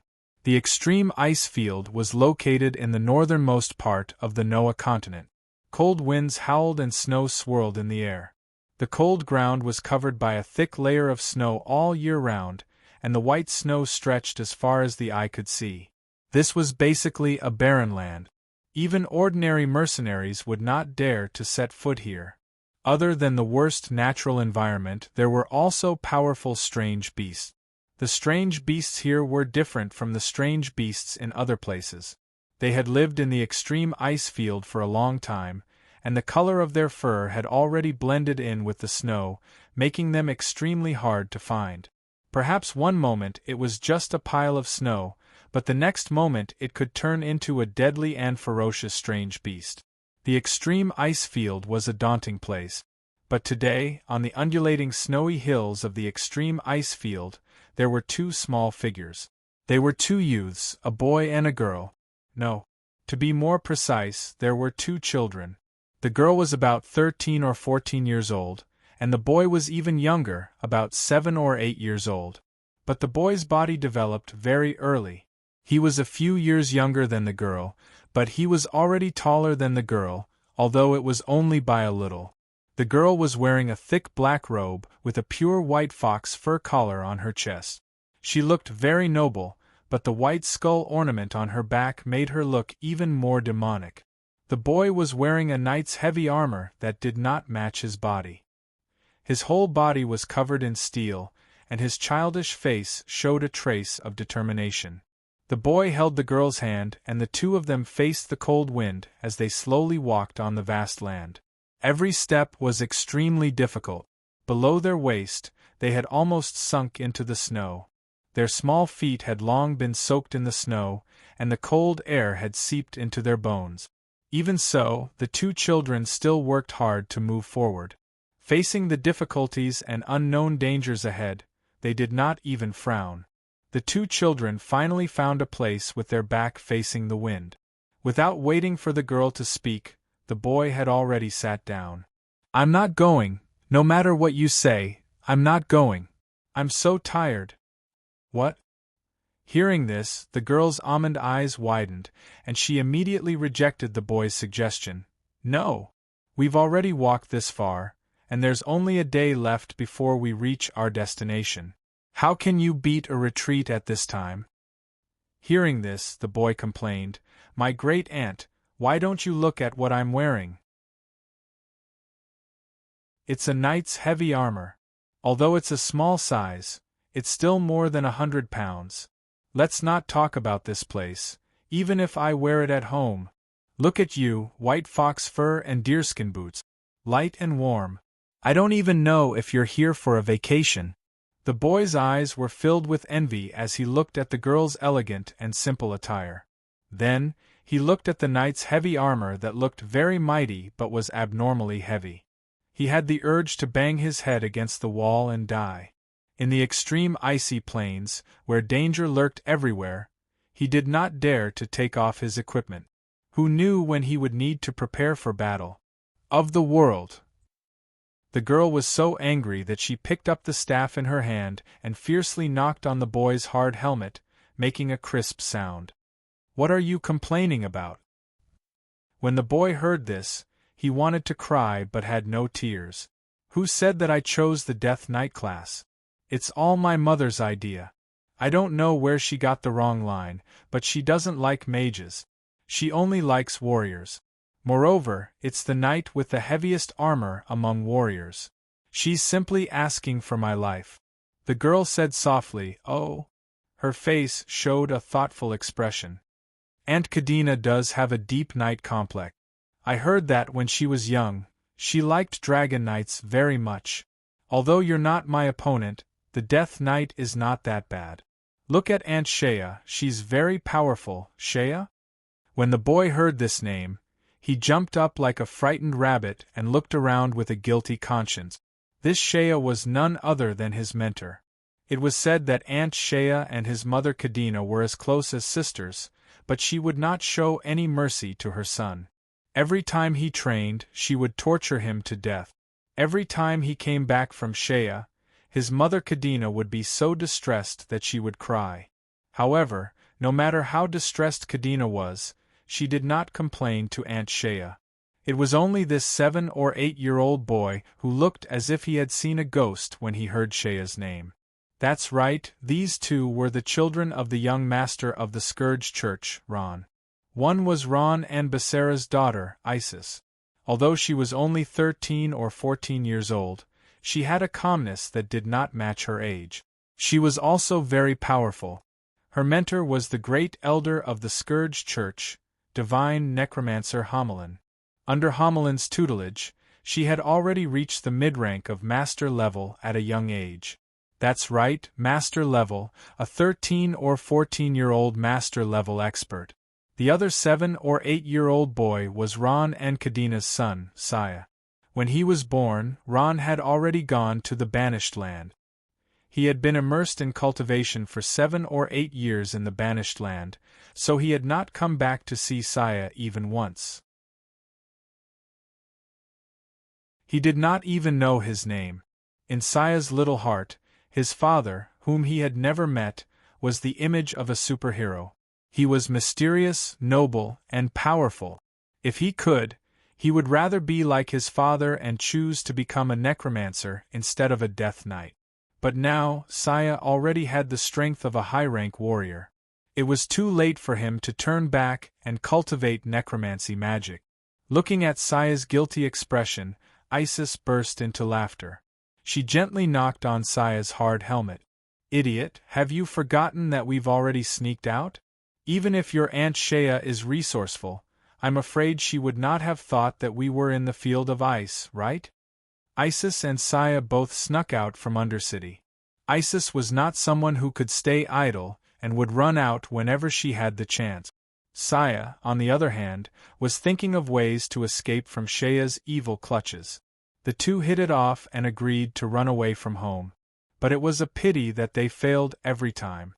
They were easily found by Shea and brought back.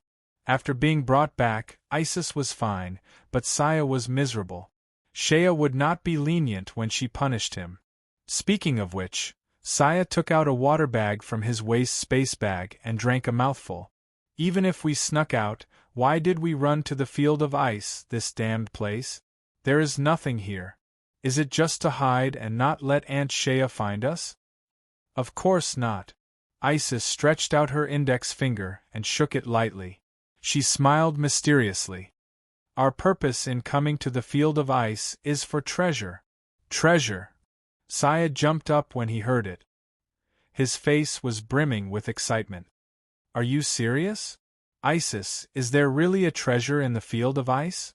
As a child who grew up listening to the stories of mercenaries, treasures and treasures were the most attractive things to them. Isis and Saya were no exception. "If we can find the treasure and bring it back, Mom and Aunts will be surprised. They will be proud of me," Saya thought happily. But he quickly calmed down and tilted his head to think. "But, Isis, how do you know that there are treasures in the field of ice?" "Of course I know," Isis said proudly. "I once saw a report on the table in Vivian's office. It was about the field of ice. According to the report, although the natural environment of the field of ice was bad, with heavy snow all year round and was known as the field of death, it wasn't like this during summer and autumn. At that time, the field of ice was much more peaceful than it is now. There were even some plants that grew tenaciously in the cold field of ice. But 10 years ago, the field of ice changed." Isis paused and looked at the sky. Her pretty face flashed with a touch of seriousness. "Since then, the sky has been gloomy like it is now. The sun can no longer shine on the earth. Snow the size of goose feathers floats in the field of ice all year round. There are no more summer and autumn. The temperature has dropped by dozens of degrees. The vegetation on the field of ice has been frozen to death. Even the exotic beasts living here can't stand the extreme climate of the field of ice and have started to flee, then." "Isis, what does this mean?" Saya was a smart child. When he heard this, his eyes began to shine.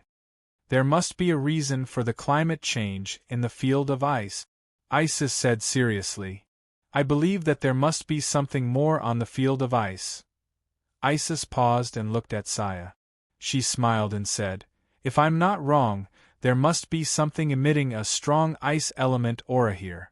For example, a sacred weapon." "No, a sacred weapon doesn't have such a strong power. I'm afraid it must be the legendary, divine weapon." "Divine weapon?" When Saya heard this, he jumped up. His eyes widened and he grabbed Isis's hand. "Then what are we waiting for? Why aren't we leaving? If we're late, the divine weapon will be taken away by others. Tisk, why are you in such a hurry?" Isis broke free from Saya's hand and said casually, "This divine weapon can't be taken away by anyone. You also know that the field of ice is such a godforsaken place. Who would come here? Don't worry, the divine weapon will definitely belong to us." The two children didn't know what caused the climate change in the field of ice. In their intuition, they thought that it was the divine weapon that crossed through space and landed on the Noah continent. In the Noah continent, the appearance of a divine weapon only existed in legends. No one had it. No one had even seen a real divine weapon. The appearance of a divine weapon was enough to cause the entire continent to go crazy. The two children, one 14 and the other 7, carried firm beliefs as they walked step by step into the depths of the field of ice, leaving a series of deep footprints.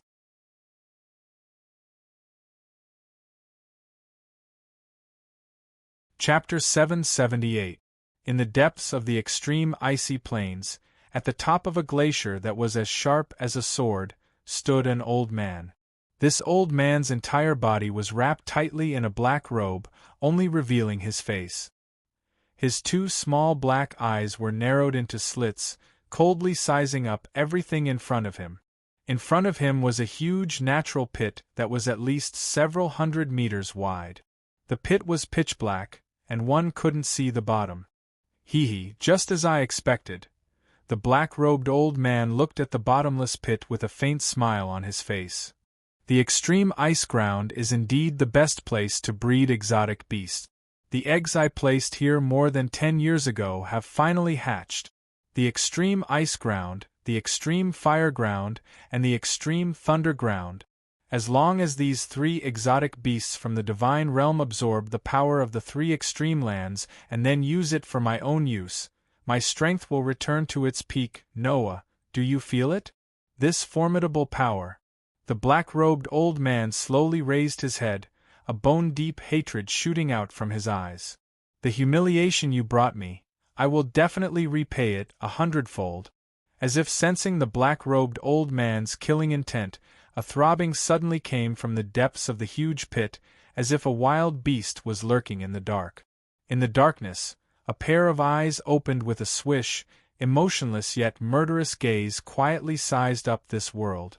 In an instant, a vast and majestic ice energy was released. Isis and Saya held hands as they slowly walked on the absolute icefield. The closer they got to the core of the absolute icefield, the worse the weather became.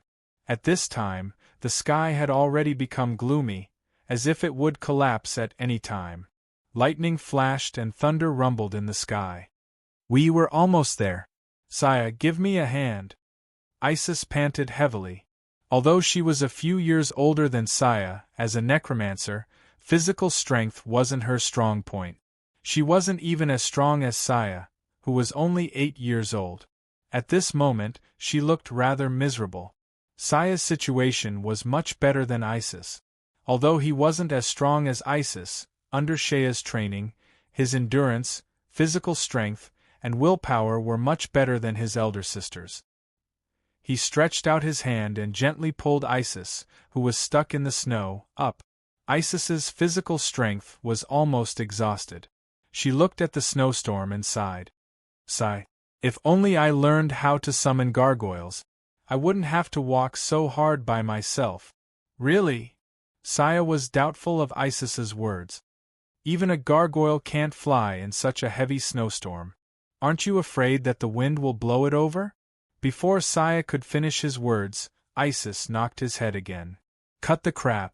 What's this little ice and snow to the powerful, elegant, and flying gargoyle that I summoned? Why don't you say that the frost WRM was also blown away?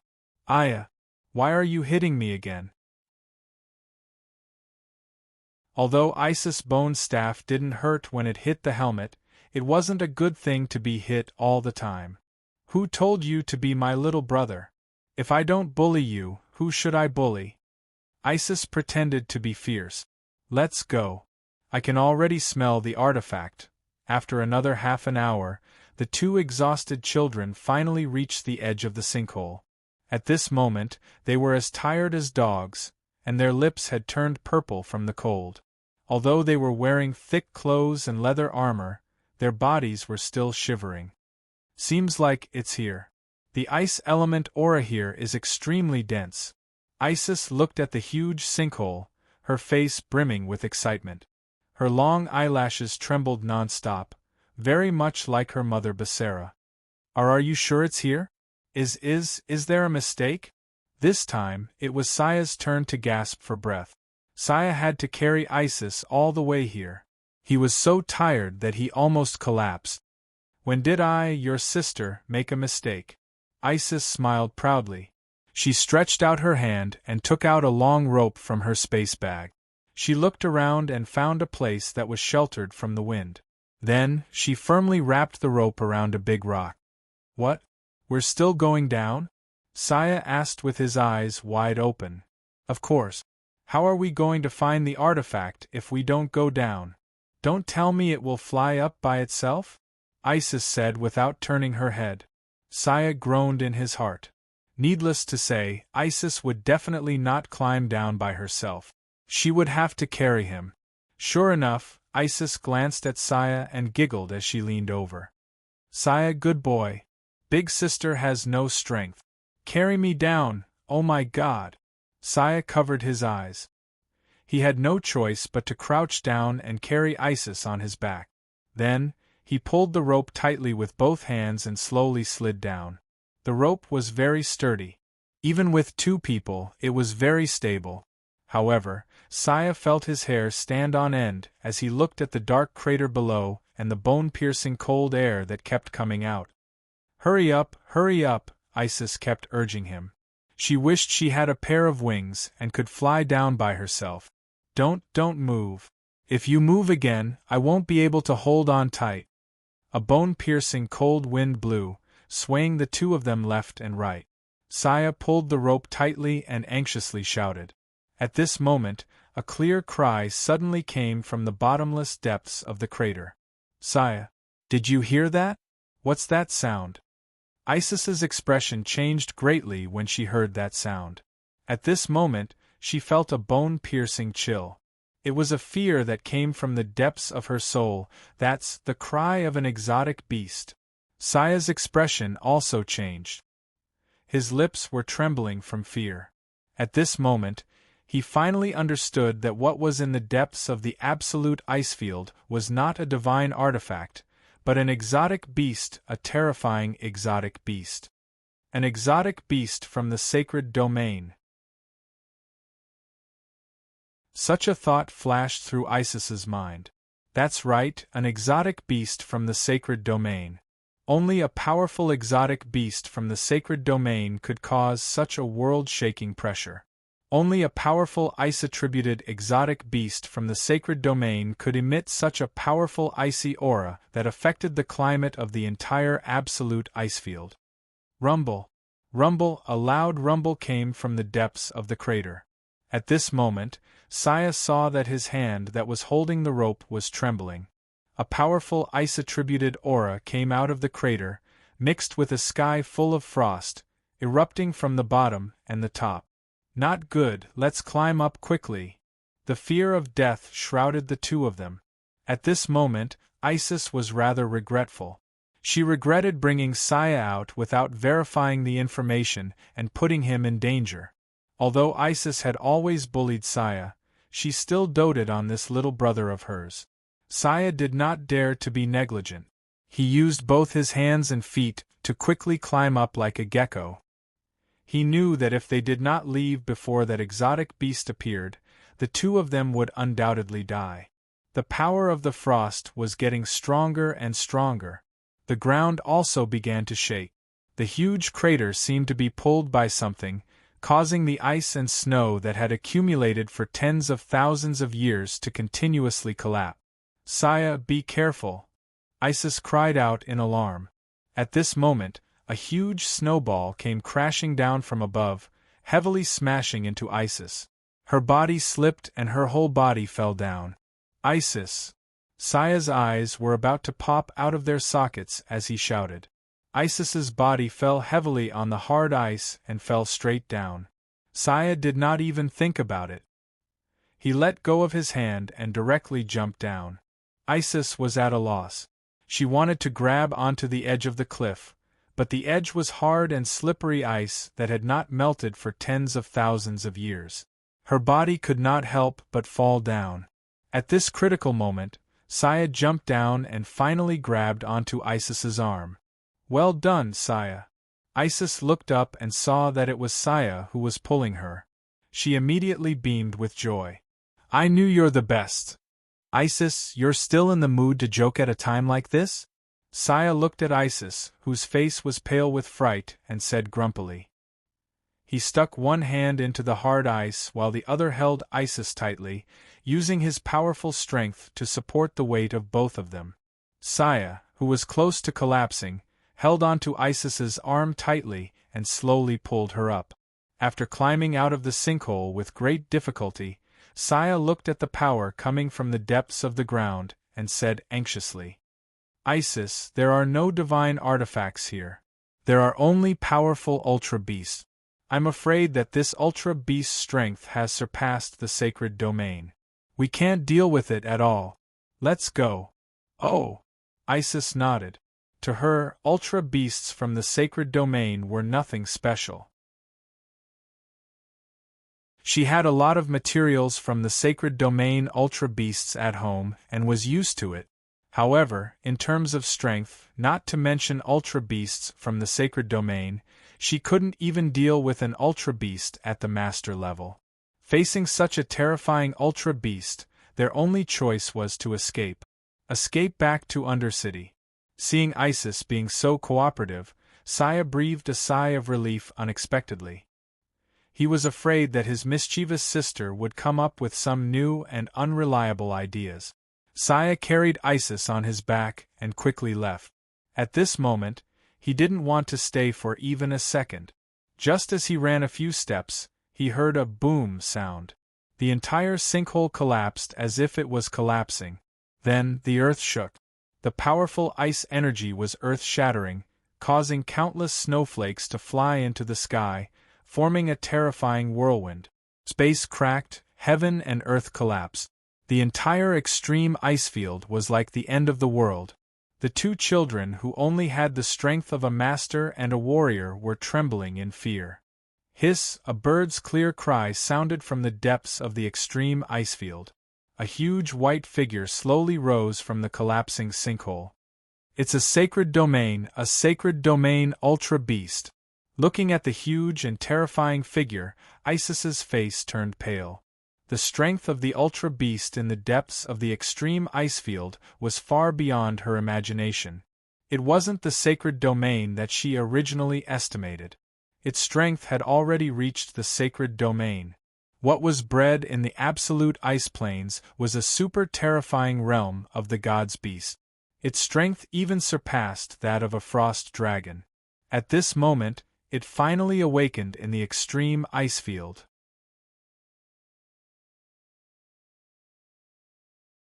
Chapter 779. The gigantic divine beast floated in the air. Its body was covered in snow-white feathers, and its eyes were abnormally cold, as if they were emotionless. Its beak was hooked up like an eagle's, emitting a metallic luster. At this moment, it spread out a pair of gigantic wings that were dozens of meters long. With the power of ice and snow, it created a huge icy vortex in the air. The divine beast, the frost eagle, was the king of ice and snow. Isis and Saya were dumbfounded. This was the first time they had seen a divinity beast, and a living one at that. What kind of beast is this? The little Death Knight Saya said with a trembling voice. At this moment, his little face was pale with fright. This is the divine beast, the frost eagle. Isis recalled the description of this beast in the illustrated handbook of exotic beasts she had seen in her father's study and could not help but shiver. This was a true divine beast. The frost eagle had terrifying sacred domain-level strength when it was born, and when it reached adulthood, its strength would reach the divine realm. After the frost eagle hatched more than 10 years ago, the black-clothed old man not only carefully took care of it in the extreme ice pit, but also did not hesitate to set up a magic array to prevent the frost eagle's ice energy from leaking out. Unfortunately, the frost eagle's strength was too great, especially when it slowly reached adulthood. Its power began to slowly leak out, even affecting the climate of the extreme ice plain, thus attracting the attention of some powerhouses. Now, the frost eagle had finally appeared from the extreme ice. In its adult form, in the small plain of the Noah continent, its strength was enough to show disdain for everything. The gigantic bird in the sky displayed its elegance, bringing with it a terrifying icy aura. At this moment, it slowly landed on the sword-like glacier and folded its gigantic wings. Its pair of abnormally cold eyes quietly sized up this unfamiliar world. At this moment, the frost eagle was like a king looking down on the world. At this moment, the frost eagle's eyes slightly narrowed. Through its eagle-like sharp eyes, it discovered the two little things on the ground. Isis and Saya. Saya turned pale with fright. It discovered us. Being stared at by the frost eagle, Isis and Saya felt as if they were tied up with ropes. Their legs went soft and they could no longer move. We're finished. Isis sighed inwardly. She crouched down and took Saya, who was trembling with fear, into her arms. Big sister, is it going to kill us? Saya lay quietly in Isis's arms, his little face raised with fear. Since he was young, Saya had never called Isis sister. He had always called her by her name, but today, he made an exception. Isis already knew the outcome. She smiled sadly and lowered her head to kiss Saya's little face. Don't be afraid, Saya. Big sister will protect you. After saying that, he raised his head. There was no longer any fear in his pitch-black eyes. He calmly met the frost eagle's gaze. The man and the bird looked at each other quietly. The air seemed to have solidified, and even the wind and snow began to slowly stop. For some reason, Isis was able to read some information from the frost eagle's eyes. Disdain, that's right. It was disdain. To the frost eagle, Isis and Saya, the two little things, couldn't pique its interest at all. King. It also had its dignity. At this moment, Isis felt how small she was. The frost eagle tilted its head slightly, looking into the distance with emotionless eyes. At this moment, it opened its mouth and let out a clear cry. Boom! A powerful ice elemental aura erupted in an instant, spreading in all directions like sound waves. The powerful force caused the earth to tremble. Within a 10-kilometer radius, countless amounts of ice and snow were swept away, creating a whirlwind in the sky. The chilling frost eagle's huge claws slammed down. Boom! The glaciers below its body shattered into pieces, emitting an earth-shattering sound. Its huge wings flapped the air and lifted its heavy body into the air. A huge shadow circled above the extreme icy plains. The clear cries of birds could be heard from the sky. Soon, the frost eagle flapped its wings and turned east, disappearing in an instant. Finally, we're saved. Isis and Saya looked at the frost eagle's departing figure and heaved a sigh of relief. At this moment, the two of them were close to collapsing. Speaking of which, they were lucky. All of this could be attributed to the two of them being too weak. They were so weak that they couldn't attract the interest of the frost eagle at all. In addition, eagles were proud creatures to begin with, allowing them to escape this calamity. If Isis and Saya were a little stronger, even if they were masters, they wouldn't have ended up so well. That's strange. Why would our Noah continent have a frost eagle? Even in the abandoned otherworld continent of Omros, I've never heard of a frost eagle appearing there. Saya calmed down and thought for a moment before speaking. In the historical records of the Noah continent, only the sacred domain's frost eagle had appeared.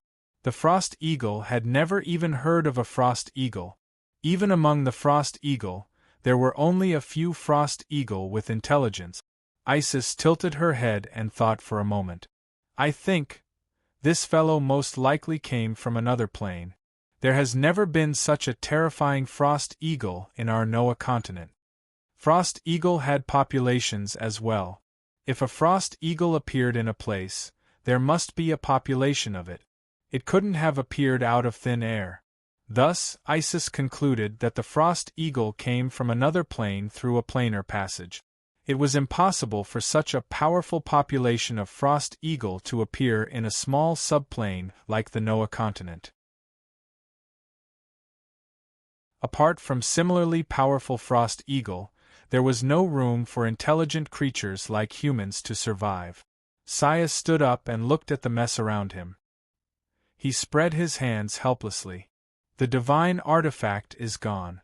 Isis, where are we going now? After the Frost Eagle left, Saya changed the way he addressed Isis.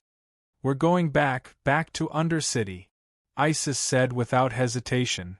We must return to Undercity and report this matter to the Scourge Church. Ah? We're going back to Undercity? Saya's heart was filled with sorrow. He thought of Mentor Shea. He had snuck out for so long. If he returned now, she would definitely punish him severely, right? Thinking of Teacher Shea's cold face that was like an unmelting ice, Saya couldn't help but shiver in his heart. As if she knew what Saya was thinking, Isis smiled and reached out to pinch Saya's little face. Don't worry. Even if you go back, Aunt Shea won't have time to punish you. I'm afraid the Noah continent will be in trouble again.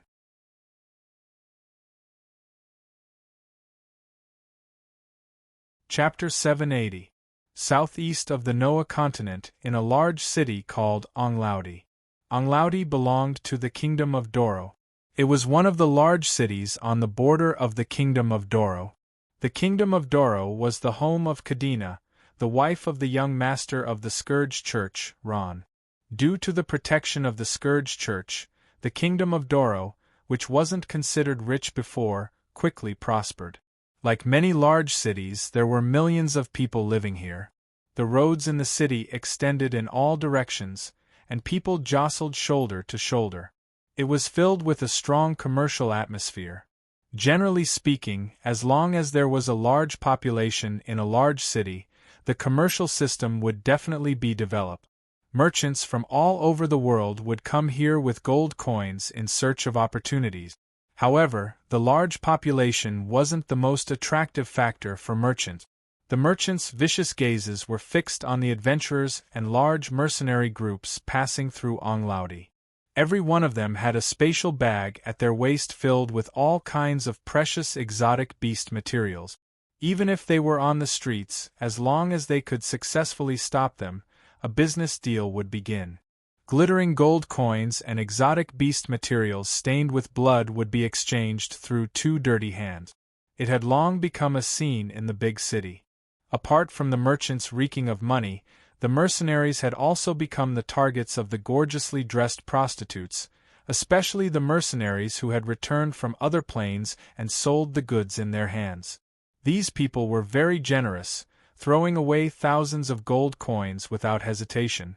Countless glittering gold coins were thrown down, and one after another, golden bodies were presented to them. Of course, there were also very powerful mercenaries. They would generally trade directly with the large merchant associations. The large merchant associations would take care of everything from material shipments, purchasing items, to eating, drinking, and finding women, providing a one-stop service. For example, the Holy Knight Lombard's War Bear. War Bear was one of the largest mercenary groups in the mercenary world. Its leader, Lombard, was also a famous sacred domain powerhouse, a holy knight. Even though Lombard's cultivation was Guangming's power from the Holy See, this did not hinder his dealings with the Scourge Church. The Fat Man's Merchant Guild was one of the main merchants that Lombard traded with. All of the War Bear's income, including its finances, were handed over to the Fat Man to manage. The Fat Man lived up to his expectations and naturally managed everything well. Lombard did not have to worry about money and was happy to be free. However, today, he ran into a problem. There was no trading post in Onglaud, so Lombard did not know what to do. "Captain, why don't we buy from other trading houses?" A cleric-looking party member said to Lombard. The War Bear was about to depart, but the supplies had not been moved. This made Lombard a little anxious. After all, his War Bear had thousands of people. Okay. Lombard finally nodded in agreement. Buy from the spot. Once it's done, we'll set off immediately. Don't delay the mission. Okay. I'll do it right away. The cleric-looking party member nodded and said. In fact, he was already very happy. For a large mercenary group like War Bear, every purchase cost a lot of money. Unfortunately, as the captain, Lombard did not let go. If he did, they would have become a fat piece of meat in the eyes of merchants. Lombard greeted the other members of War Bear and walked to a corner of the street. He took off his helmet, took out a cigar from his space bag, and lit it up. He smoked leisurely and squinted his small eyes, constantly looking at the pedestrians on the street. At this time, Lombard was in his 50s. His tall body was covered with thick armor. His hair and beard were a little gray, but his eyes were still bright and his expression was dignified. If he took off his paladin armor and put on ordinary civilian clothes, people would probably think that Lombard was an ordinary old man. Lombard stared at the pedestrians on the street, but his thoughts drifted somewhere. For some reason, Ron's face appeared in his mind. "Ron, you little brat, you've been in the other plane for so many days. When you come back, you've probably forgotten your big brother, right?" Lombard thought quietly. At this time, he inexplicably felt his heart palpitate. A dangerous aura came, and in an instant, Lombard's eyes opened wide. What is that? Experts of the sacred domain had stronger senses than ordinary experts, but when Lombard felt the danger, it was already too late. A clear cry came from the sky. It seemed to come from the distant horizon, but in the blink of an eye, it was already in front of him. A huge figure descended on Onlaudi City, spreading out its wings to cover the sky. The frost eagle, an exotic beast from the divine domain, descended on this small Onlaudi city with a cold and deathly aura. A divine domain exotic beast? Lombard's pupils shrank. Although he had not confirmed what exotic beast it was, from the terrifying aura it emitted, there was no doubt that it was an exotic beast from the divine domain. What could an exotic beast from the divine domain bring to a large city? The answer was disaster. The frost eagle flapped its wings, its emotionless eyes filled with cold, murderous intent. It raised its head slightly and let out a clear cry. Then, it spat out a terrifying icicle. Boom! The powerful icicle swept across the streets of Onlaudi, erupting with an earth-shattering sound. The cold air spread, and those who could not escape in time were frozen in an instant. "Run, the exotic beast is here." For a moment, the people in Onlaudi City screamed and ran around like headless flies. The streets were in chaos. Lombard's mercenary group was also attacked by the chaotic crowd, and the team of several thousand people was almost scattered. How is this possible? Lombard gritted his teeth and stared at the sky. The cigar in his mouth was almost burnt out. At this moment, his eyes were dull and he could not speak. In Lombard's impression, not to mention the continent of Noah, even the continent of Omlos, which was full of exotic beasts, did not have any exotic beasts from the divine domain. The exotic beast is here. Everyone, prepare for battle. At this time, a second-rate mercenary in War Bear drew his weapon and said excitedly, "Captain Lombard, please give the order." "For the glory of War Bear." Before the second-rate mercenary could finish his words, he was slapped down. "War your head. Can't you see that it's a divine domain exotic beast? If you want to die, don't drag us down with you." At this time, a mercenary came to Lombard's side and asked in a low voice, "Captain, what do we do now?" "Scatter. Scatter at once. Don't stop for a moment." Lombard fiercely extinguished the cigarette butt and said resolutely. As the captain, he shouldered the responsibility of the entire War Bear. In a situation where there was no chance of winning, he would never let his members die. After the Frost Eagles spat out several giant icicles, the entire Onglod city was in a mess. There were countless casualties, and corpses were everywhere. In the Onglod city of the Kingdom of Doro, there were not only humans, but also elves, orcs, and magical beasts. Without exception, they were all blasted into pieces by the descending ice power. After an hour, the defense forces of Onglod City began to counterattack. The crossbows on the city walls rained down on the sky. Unfortunately, all resistance was futile. In front of the exotic beast from the divine domain, These low-level crossbows and arrows were as laughable as children playing house. Not long after, a giant icicle landed on the tallest defense tower of Onglod City. With a boom, the tall defense tower broke into two and fell down. In the sky not far from Onglod City, a black-clothed old man quietly watched everything with a satisfied expression. Hee, not bad, Lil Bing did well. The frost eagle kept slaughtering creatures, but its strength did not decrease. On the contrary, its power seemed to be more abundant, and even its strength had increased a little. Exotic beasts needed to grow, and killing. It was one of the most important paths to its growth. The black-clothed old man looked at the frost eagle and kept muttering to himself, Lil Bing, grow up quickly, quickly reach the peak of the divine domain. As long as you, little lightning, and little flame all grow into peak divine domain beasts, then you'll obtain the qualifications to merge with me. At that time, the most powerful divine beast will descend, and Noah, you'll be my first target for revenge. The black-clothed old man's eyes were filled with ruthlessness. At this time, he slowly took off the hood on his head, and his silver hair spread out. The old man in front of him was actually a woman, and an old woman with a face full of wrinkles. When she said the two words Noah, her eyes were filled with endless hatred. It was because of this old face that she had never shown her true face to others, so no one knew whether she was a man or a woman. And the cause of all this was Noah. Noah, I'll definitely let you die without a burial ground. The old woman who took off her hood had a pair of eyes filled with madness. Kill as much as you can. Ha ha.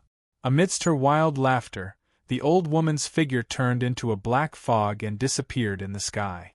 At this time, the frost eagle let out a clear cry. Its eyes flashed, and then countless frost auras quickly condensed. Divine domain of ice, frozen rage.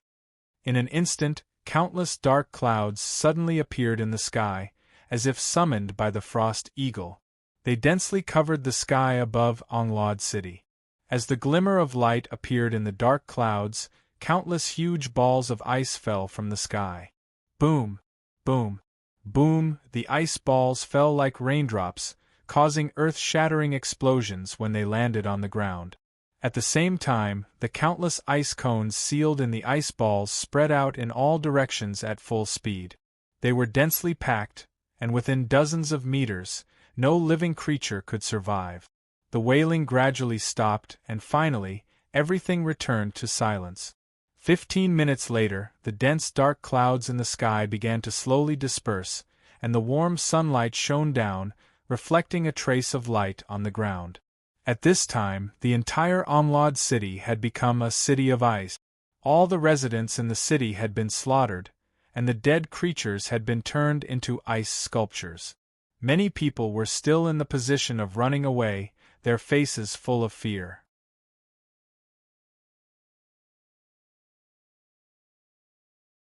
Chapter 781. What? A god realm beast actually appeared in the kingdom of Doro? In a room of a palace in the undercity of the Scourge Church, Kadena, who was wearing home clothes, jumped up from her chair in shock when she heard the maid's report. Yes, Your Highness, it's true. It's said that Onglod City has been destroyed by a god realm beast. The young maid, who was only 17 or 18 years old, opened her beautiful eyes wide and said seriously, How is that possible? Katina sucked in a breath of cold air. How could a god-level beast appear on the Noah continent? As she spoke, her heart skipped a beat. Could it be from another plane? Thinking of the words, another plane, Kadena couldn't help but shiver. 7 or 8 years ago, the Burning Legion caused too much damage when they descended on the Noah continent. Those nightmarish days were still fresh in the memories of all the creatures on the continent. Compared to the Noah continent, the other plane was too powerful. Your Highness! Your Highness! Kadena was lost in thought and only reacted when the maid called her a few times. Your Highness, what's wrong? Are you not feeling well? The maid asked softly. No. I'm fine. Kadena forced a smile. You go back first. I feel a little tired and want to rest. Oh! The little maid replied softly. She deftly made the bed and was about to leave when Katina called out to her and asked, "What's wrong? Right, is there still no news of Isis and Saya?" "No." The maid shook her head. Lady Shea went out to look for them a few times, but this time, young Master Saya and young Lady Isis seemed to have disappeared into thin air. There hasn't been a trace of them. "Okay, then you can go out," Kadena said with a sigh. "Yes, Your Highness."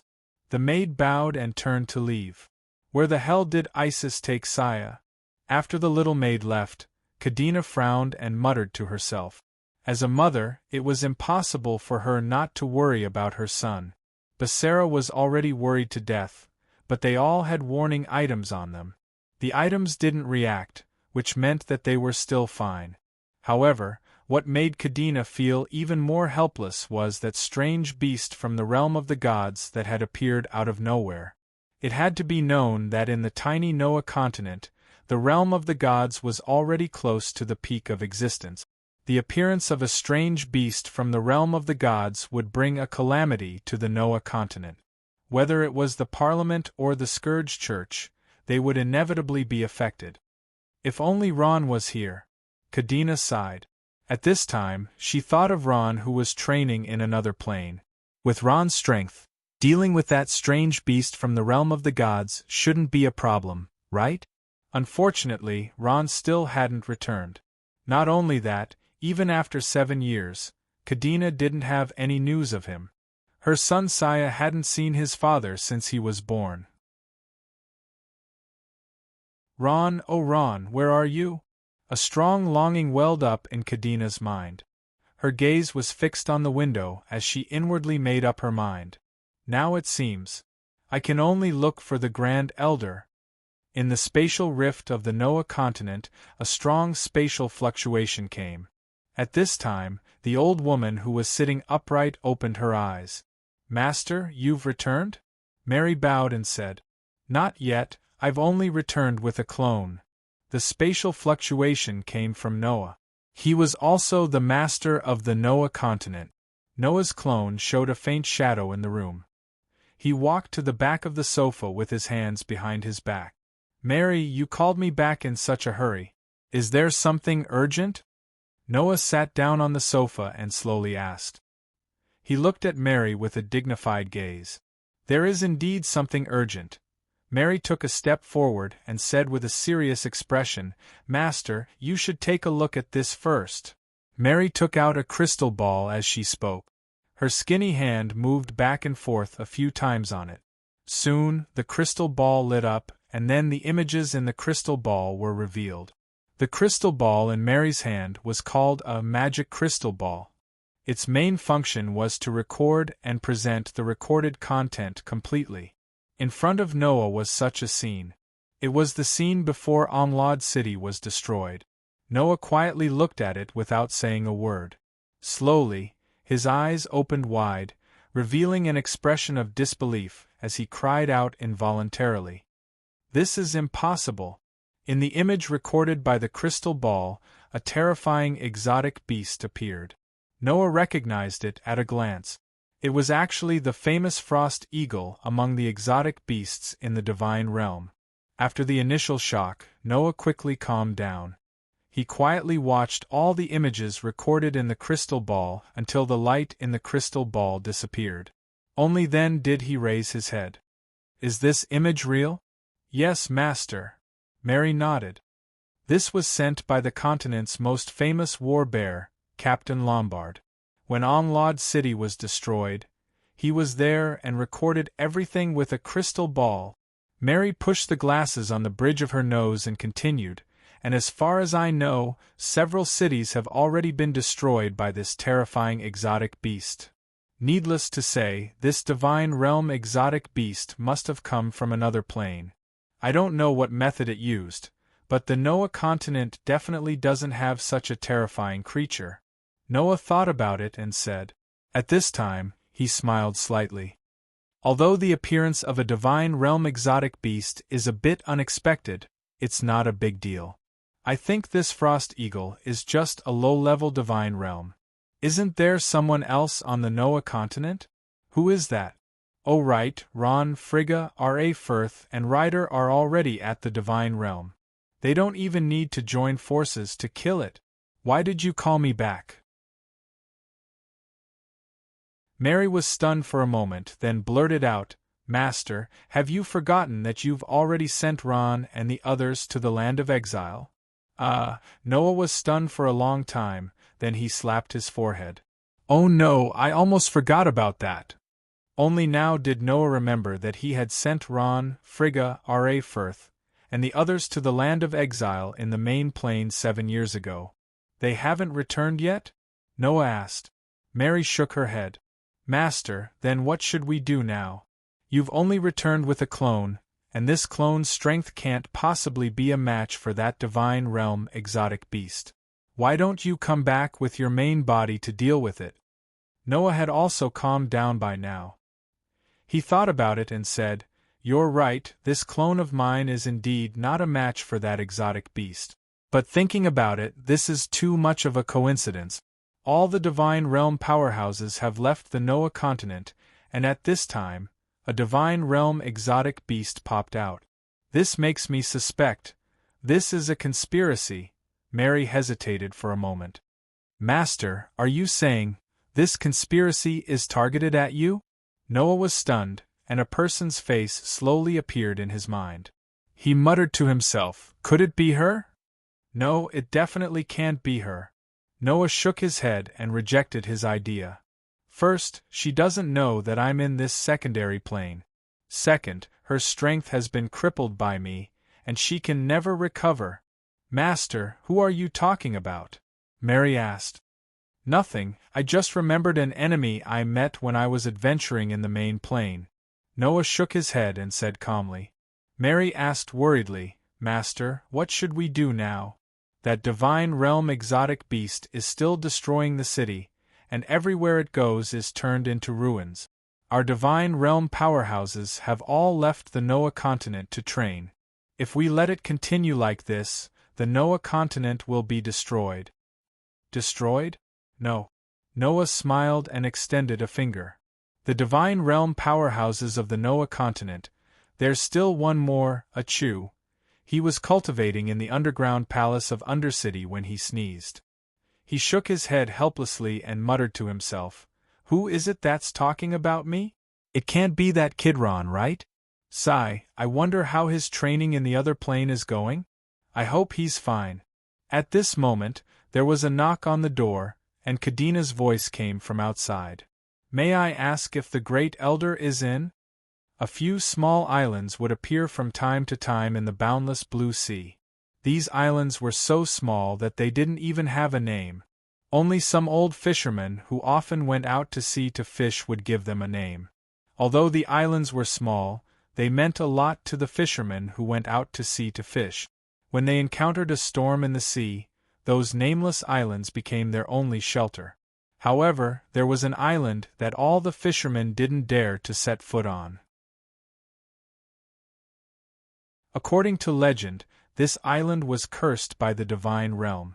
It was covered in dark clouds all year round, and countless lightning bolts would cut through the void and descend, creating a huge rumbling sound that could be seen from dozens of nautical miles away.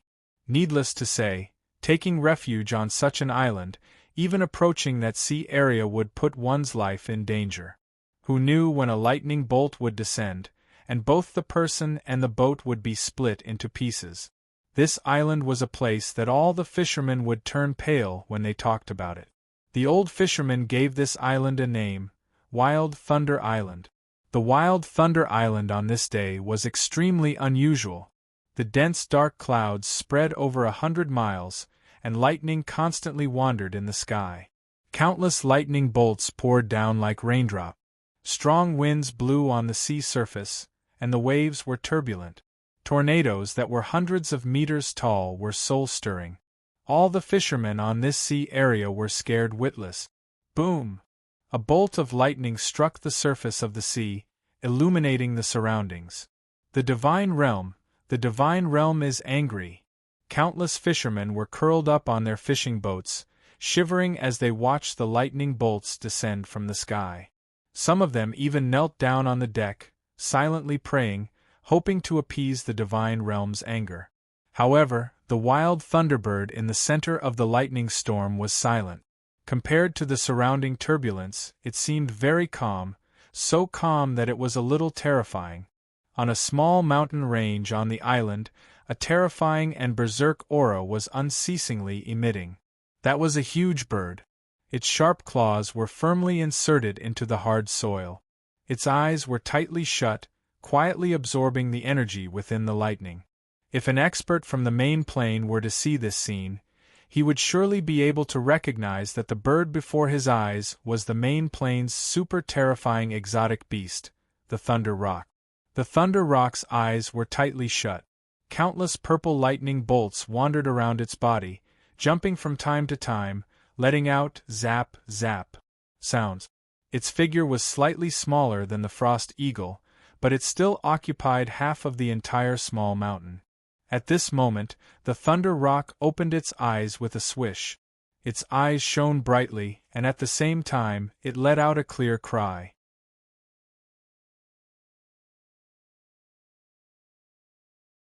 Chapter 782. The huge and wide Dragon Island had always been the territory of dragons. Here, other than dragons and foreign dragons with special permission, no one was allowed to set foot. Will Volcano, which was located in the center of Dragon Island, was unusually active at this moment. Except for the one time when Ron came for the assessment, Will Volcano had not erupted for a long time. Yanlong Ranerier was flushed with success in the past few years, and was in the limelight. Ever since Firth Ranerier went to the land of exile, he was elected as the acting patriarch by the elders. He was in charge of all the affairs of the clan, and there was a faint trend of him becoming the next patriarch. Ranerier, who belonged to the Red Dragons, had a natural advantage in fire attribute cultivation. He was not old, but his strength had already reached the peak of the sacred domain. On this day, Ranerier had just finished his cultivation in Will Volcano, which was located in the center of Dragon Island. When he walked out and came to the 1,000-meter-long corridor at the foot of Will Volcano, he met Colorado. Colorado belonged to the Golden Dragon bloodline of the Dragon Clan. He was born with great strength and extremely high defense. Like Ranerier, he had also reached the peak of the Sanctuary Realm. He was deeply trusted by the Patriarch, Laffert. In the Dragon Clan, in terms of strength and reputation, the two of them were on equal footing. They became fierce competitors. When Firth Ranerier was here, he had always been optimistic about the two. However, at this moment, Colorado had a gloomy face, as if the whole world owed him money, and walked towards Ranerier. Ranerier had seen Colorado for a long time. Seeing the two getting closer and closer, it was impossible to pretend that he did not see them. He had no choice but to brace himself and greet them with a smile. Hello, Sir Colorado. The weather today is good. What's the matter? Out for a walk? Ranerier intended to make small talk and deal with it. He did not like this guy very much. However, Colorado did not buy it. He snorted coldly. Walk? It's early in the morning, I don't have such a habit. Sir Ranerier, I came here specifically to find you for something. Looking for me? Ranerier smiled and said, I'm flattered that Lord Colorado thinks so highly of me. If you have anything to say, just say it. Really? Looking at Ranier's hypocritical smile, Colorado wanted to punch him in the face. He stared at Ranier's face and said, Then I'll get straight to the point, Lord Ranerier. Why did you transfer Croland from his position of guarding the central treasury of the dragons? Croland was a golden wyvern with the strength of the sacred domain. She guarded the treasury of the dragons and was in charge of the finances of the dragons. She was also Colorado's wife. More than a month ago, without any warning, Croland was removed from her position. It was said that it was an order from the acting dragon's Ranarier. When Croland came crying to her husband, Colorado was furious. However, he suppressed his anger in the end and discussed it with Ranarier. After all, the position of the guard of the central treasury of the dragons was quite important. Unfortunately, he waited for more than a month, and was told that the acting patriarch had gone to Will Volcano to train. It was only now that Colorado was waiting for him. Ranarier was naturally aware of this matter. He had personally ordered this. The purpose was to cut off Colorado's wings and create trouble for this powerful competitor. "Oh, you're talking about this." Ranarier smiled. "It's nothing. I just think that she's not suitable for this position. That's all." "What?" When Colorado heard this, he couldn't believe his ears. He didn't have much hope for this matter. He just wanted to hear a high-sounding reason from Ranarier. Unfortunately, the other party didn't even have a reason. "What do you mean?" Colorado was so angry that his body trembled. He pointed at Ranarier and said, "That's what I mean." Ranarier was very satisfied with Colorado's reaction. He lowered his head slightly. "This matter has been reported to the elders. The elders have agreed. If you have any opinions, you can tell those old men." At this time, Ranarier looked at the sky and smiled. "It's getting late. Lord Colorado, do you have anything else? If not, I'll take my leave first." After that, he ignored Colorado and walked straight to him. Colorado also calmed down at this moment. He looked at Ranarier, who brushed past him, and said in a deep voice, "Ranarier, do you think you can do whatever you want? Don't forget, you're not the patriarch yet." Ranarier stopped and smiled. He turned back and said, "Yes, that's right. But I'm the acting patriarch. When the patriarch, Firth Ranarier, is not here, I can exercise the authority of the patriarch. This is also recommended by the elders." "Ranarier, don't be too arrogant. You're just the acting patriarch. When the patriarch comes back, you have to obediently scram aside." Colorado roared, his eyes blazing with fire. Ranarier heard this and laughed. "Hee, Colorado, don't be too naive. Even if the patriarch comes back, he may not touch my position. Have you forgotten? When the patriarch was here, he rarely cared about the affairs of the clan. He is no longer reluctant to leave this position. It's only a matter of time before he finds a successor." "Is that so?" Colorado smiled coldly. "Ranarier, even if the patriarch is looking for a successor, he may not necessarily look for you. Don't forget, to become the patriarch of the dragons, you must meet two conditions. First, your strength must have stepped into the divine realm. You're still far from that. Second," Colorado paused, his face sank, and a trace of killing intent appeared in his cold eyes. "You must defeat me." Dragons respected strength. As long as one had the strength, any member of the dragons could challenge the patriarch. However, Firth Ranarier's strength had already stepped into the divine realm. Other than the fairy dragons Frigga, there was no worthy opponent. The other members of the dragons naturally did not have the thought of challenging him. As for Ranarier, who only had the strength of the sacred domain, Ranarier's eyes narrowed slightly, and his face instantly turned cold. "You mean you want to challenge me?" "That's right." Colorado turned around and looked at Ranarier without flinching. "As long as I defeat you, you'll have to step down from the position of acting patriarch." The atmosphere became stiff in an instant.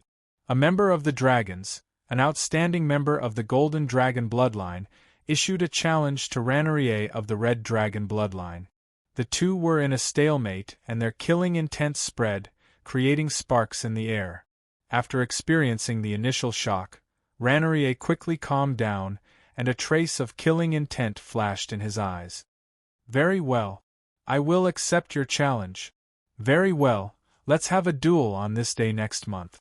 I want to defeat you in front of all the members of the dragons, in front of the elders," Colorado said ambitiously. "Very well, I'll be waiting." Ranarier said with a smile. At that time, I'll prove to everyone that I, Ranarier, am the most qualified successor of the dragons. Very well, goodbye, acting patriarch. I hope you can still say these words a month later. Colorado said sarcastically, and he emphasized the words, acting patriarch. The two were like fighting roosters, and they glared at each other fiercely before leaving. At this moment there was a loud bang and the earth shook. What's going on? Ranarier and Colorado were shocked. From the loud bang there was no doubt that they were attacked. Who had the guts to attack Dragon Island? Colorado was the first to react. It's coming from Will Volcano. Will Volcano. Ranarier was stunned. Wasn't he cultivating in Will Volcano just now? He didn't notice anything unusual. Rumble. Will Volcano shook even more violently, as if it was going to erupt at any time. Along with it, there was also a powerful flame energy. Ranarier and Colorado's expression changed, and their faces were filled with horror. This is the aura of the divine realm. Will Volcano in the center of Dragon Island actually had a divine realm powerhouse who cultivated the fire attribute? This was too shocking. Is it one of our dragon's powerhouses who advanced to the divine realm? Ranarier said dejectedly. If that was the case, he wouldn't be the acting patriarch anymore. It doesn't seem like it. Colorado's eyes had a trace of fear. That's a strange and terrifying aura. The powerful energy spread throughout Dragon Island. For a moment, everyone and dragons ran out and flew into the sky. They looked at Will Volcano in the distance, and their eyes were filled with fear and horror. Will Volcano is going to erupt. Ranarier felt that the underground flame energy from Will Volcano was constantly rising, and it was pushing up the entire mountain. In the middle, a terrifying thing was being nurtured, and it would break out of the ground at any time. Will Volcano's shaking was getting more and more intense. In the crater, countless small gravel flew around, and with a trace of flame, rolled down from the mountain. The power had finally reached the critical point. At this moment, Will Volcano finally erupted. Boom! The powerful flame energy shook the sky, and along the huge crater, it shot up to a height of hundreds of meters. The powerful flame was mixed with thick smoke, and it erupted wildly. The hot magma flowed down the mountain slowly. Wherever it went, whether it was the trees or rocks, they were all burned and melted. The entire mountain turned red. In the sky, black smoke covered the sky as if the end of the world was coming. The fire was red, and the scorching flame energy spread everywhere. What's going on? Why did this thing appear under Will Volcano? Ranarier was a little panicked. That terrifying aura was too terrifying. Colorado's face tensed up. He's coming out. At the crater of Will Volcano, in the blazing flames, a huge red figure slowly appeared. It was a huge bird. The bird's body was surrounded by countless burning flames, and it looked like it was wearing a set of flame armor. Its two wings were open and gently flapping. Its tail that was longer than its body was like dozens of flame whips, elegant and agile. The bird's demeanor was full of the majesty of a king. It raised its head and let out a clear cry. Seeing this terrifying bird in front of them, Colorado and Ranarier couldn't believe their eyes, because they had already recognized the origin of this terrifying bird.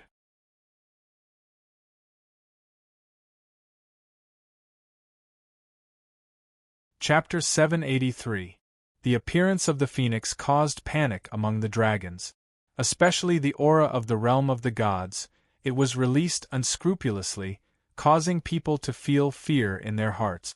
The phoenix slowly flapped its wings in the air. Its sharp beak and the crown-like feathers on its head added a bit of the demeanor of a king. The divine bird phoenix was originally the king of birds. It had the best and noblest bloodline among the birds. Even the dragons felt ashamed in front of it. In the sky, a short figure stood in the air. In the midst of the chaos, no one had discovered her existence. It was that old woman. At this moment, she was standing in the sky, looking at her masterpiece proudly. Haha, Little Flame has finally awakened. With Lil Bing and Lil Lei, this Noah continent has 3 realm of the gods beasts. Very good, very good. Everything is under my control. Will Volcano was a famous place of extreme fire. It was also the territory of the dragons. The old woman chose to place the phoenix egg here. She took a lot of trouble. After she sneaked into the Dragon Island, she went to the deepest part of Will Volcano and then laid down a magic array to prevent the aura of the phoenix from leaking out. At the same time, she also sealed it. When the phoenix was born, it had no way to break the seal with its strength, so it could only slowly grow in the magic array until it escaped. The old woman laughed. Her smile faintly revealed a sinister look. My arrangement is almost complete. Noah, even if you come back now, you won't be able to make it in time. By the time you come back, I'm afraid the Noah continent would have already become a pile of ruins. At this moment, the old woman glanced at the chaotic dragons below. Her eyes were filled with contempt. Bah! A bunch of self-righteous fellows. I'll let you taste the taste of failure. Ha ha! In the midst of her wild laughter, the old woman's black robe fluttered and her figure instantly disappeared in the sky. The volcano was still erupting. Magma mixed with rocks rushed up to the sky, and then fell down from the sky. The flaming rocks fell on the buildings on the Dragon Island, and started to burn fiercely. The power was not inferior to a meteor shower. How is this possible? How could a realm of the gods beast appear in Will Volcano? Why didn't I notice anything? Ranarier opened his eyes wide, his eyes filled with disbelief. He had been using the abundant fire elemental energy in Will Volcano every day to cultivate, but even so, he hadn't discovered that there was such a terrifying exotic beast from the divine domain lurking under Will Volcano. Where did this strange beast from the god realm come from? Where did it come from? When did they arrive? Not only Ranarier, even all the people on the Dragon Island, even the Patriarch was in the dark. This was really too terrifying. Colorado sighed. It's not important to talk about this now. I only know that if we don't take action, our dragon race will lose all our prestige. Ranarier was shocked. He turned his head and found that the alarm bell of the Dragon Island had already rung. The members of the dragons who heard the battle alarm had already transformed into wyverns and flew into the air. The Dragon Knights were also organized. When they found out that they were facing a terrifying exotic beast from the divine domain, they immediately lost the courage to fight. Hundreds of wyverns flew in the air and roared, but not a single wyvern dared to be the first to rush up. Among these members of the dragons, there were even the elders of the dragons. The Dragon Clan's Council of Elders was composed of 7 of the most senior members of the Dragon Clan. Each of them possessed strength far greater than that of an ordinary wyvern. But even so, when these elders faced the realm of the gods Phoenix, they lost the courage to resist. Without Firth, the dragons were actually so weak. In the Noah continent, the dragons had been strong for too long. They were born with everything. In the eyes of the dragons, they were the supreme existence. Every wyvern was proud of being a member of the dragons. But today, this pride had been ruthlessly shattered by a strange beast from the realm of the gods. It was like a demon-revealing mirror. In front of the world, the dragons had torn off their powerful but hypocritical mask, revealing their cowardly and weak true colors. Colorado is right. If this goes on, we dragons will be finished. How will the humans see us? How will the elves see us? How will the magical beasts see us? That's right, at this time, no one in the entire Noah continent will look up to us. So, no matter what, we must stop this divine domain beast. Ranarier fiercely clenched his teeth. He made up his mind in an instant. At this time, Ranarier and Colorado looked at each other and saw the raging fighting spirit in each other's eyes. The two nodded in understanding and let out a roar that shook people's hearts. Ka, ka, ka. At this time, the two of them changed at the same time. Their bodies began to grow bigger and turned into dragons. Wings grew out of their backs, scales covered their bodies, and sharp dragon horns grew out of their heads. Ranerier turned into a red flaming wyvern. His body was covered in red scales, and a powerful flame energy filled his body. His breath carried some blazing flame dragon breath. Colorado turned into a golden wyvern. His body was covered in golden scales that were as smooth as metal. His body was slightly bigger than Ranerier, and the wings on his back were like sharp thorns, incomparably hard. He only had a single horn that was as sharp as a sword on his head, looking majestic. The two wyverns, Ranerier and Colorado, let out a roar at the same time. With a flap of their wings, a gust of wind blew, and they madly rushed towards the divine domain beast, Phoenix. Look, it's the acting chief, Lord Ranerier and Lord Colorado. They finally made their move. Come on. Let's work together to defeat this guy. Seeing that there was finally someone to fight this terrifying divine domain beast, the members of the dragon clan, including the foreign dragons who joined later, were all excited. They all shouted, and their confidence that had just been shaken seemed to have returned. The divine domain beast, Phoenix, also noticed the arrival of these two little fellows. Although its body was not as big as a divine domain beast, it was still much bigger than a sacred domain beast. In the eyes of the Phoenix, these two little wyverns were not even worth looking at.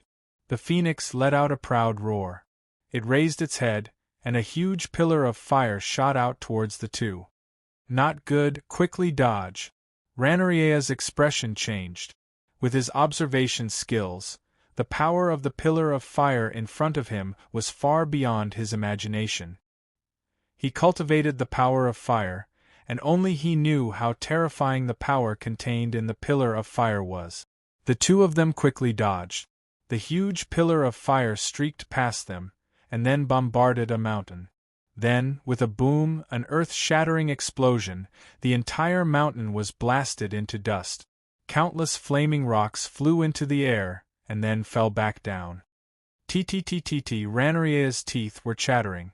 The divine domain beast was really too powerful. He, a peak sacred domain wyvern, was simply an ant compared to the divine domain beast.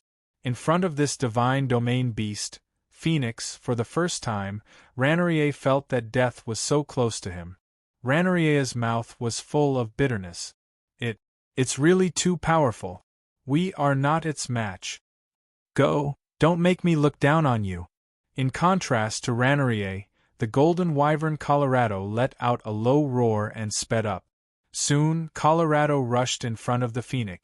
As the saying goes, when enemies meet, their eyes turn red. Without waiting for the Phoenix to make a move, Colorado had already made the first move. Die! Colorado roared. His body turned into a golden light and quickly broke into the light circle around the Phoenix. His defense was abnormally strong, and the Phoenix's fire shield did not hurt him at all. Bang! A loud sound was heard. Colorado raised its head and stabbed its sharp horn into the Phoenix's body, leaving a long gash in its body. What? This time, it was Raneria's turn to be shocked. He did not expect Colorado to be able to hurt a divine domain beast. When did his defense become so strong? Go! Lord Colorado, kill him? Go to hell, where did this trash come from? How dare you behave so atrociously in the dragon's territory? When the members of the dragon clan saw this scene, they all cheered. However, these people seemed to have forgotten one thing. In front of them was a genuine realm of the god's beast. No matter how weak it was, it still had the strength of a realm of the gods. The Phoenix screamed. It did not expect this little thing to be able to hurt it. In a moment of carelessness, it was hit. At this time, it was furious. It let out a loud cry. Then, the flame energy on its body changed and turned into a light circle that quickly scattered. Colorado only felt a heavy blow, and its body was involuntarily sent flying. At this time, the Phoenix opened its mouth and a pillar of fire poured out. Boom! The pillar of fire hit Colorado. Colorado let out a scream in the air. Its body tilted and fell straight down. "Colorado!" Ranerier shouted. Just as he was about to rescue it, a light flashed in the corner of his eyes. Then, a wave of heat rushed towards him. Not good! When Ranerier saw the pillar of fire coming towards him, it was too late to dodge. The powerful pillar of fire hit him directly, creating beautiful sparks in the air. Defeated, it was actually defeated so easily. In the sky, the dragons on the ground were all dumbfounded.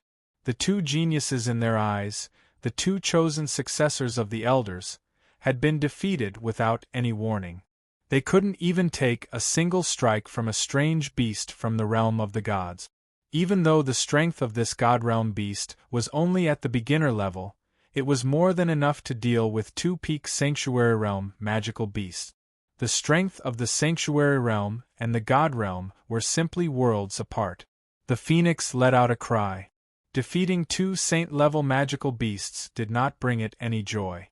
Its attention was diverted to the dragon island below. It opened its sharp beak and spat out another pillar of fire. Boom! The pillar of fire hit Dragon Island and turned into a huge fireball. The fireball spread in all directions. Everywhere it touched, everything turned into ashes. "This guy is destroying Dragon Island. Let's go, let's fight it to the death." Seeing their home being destroyed, these dragons who viewed their territory as their lives could not sit still anymore. They were so anxious that their eyes turned red. They all launched an attack on the phoenix. Countless flying dragons pounced toward the phoenix in a frenzy. As they flew, they opened their mouths and spat out dragon breaths.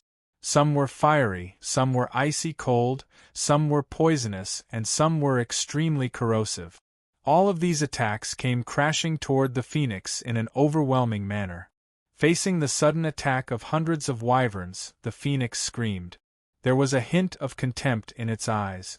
It spread its wings and countless waves of fire appeared out of thin air, quickly sweeping in all directions. Boom!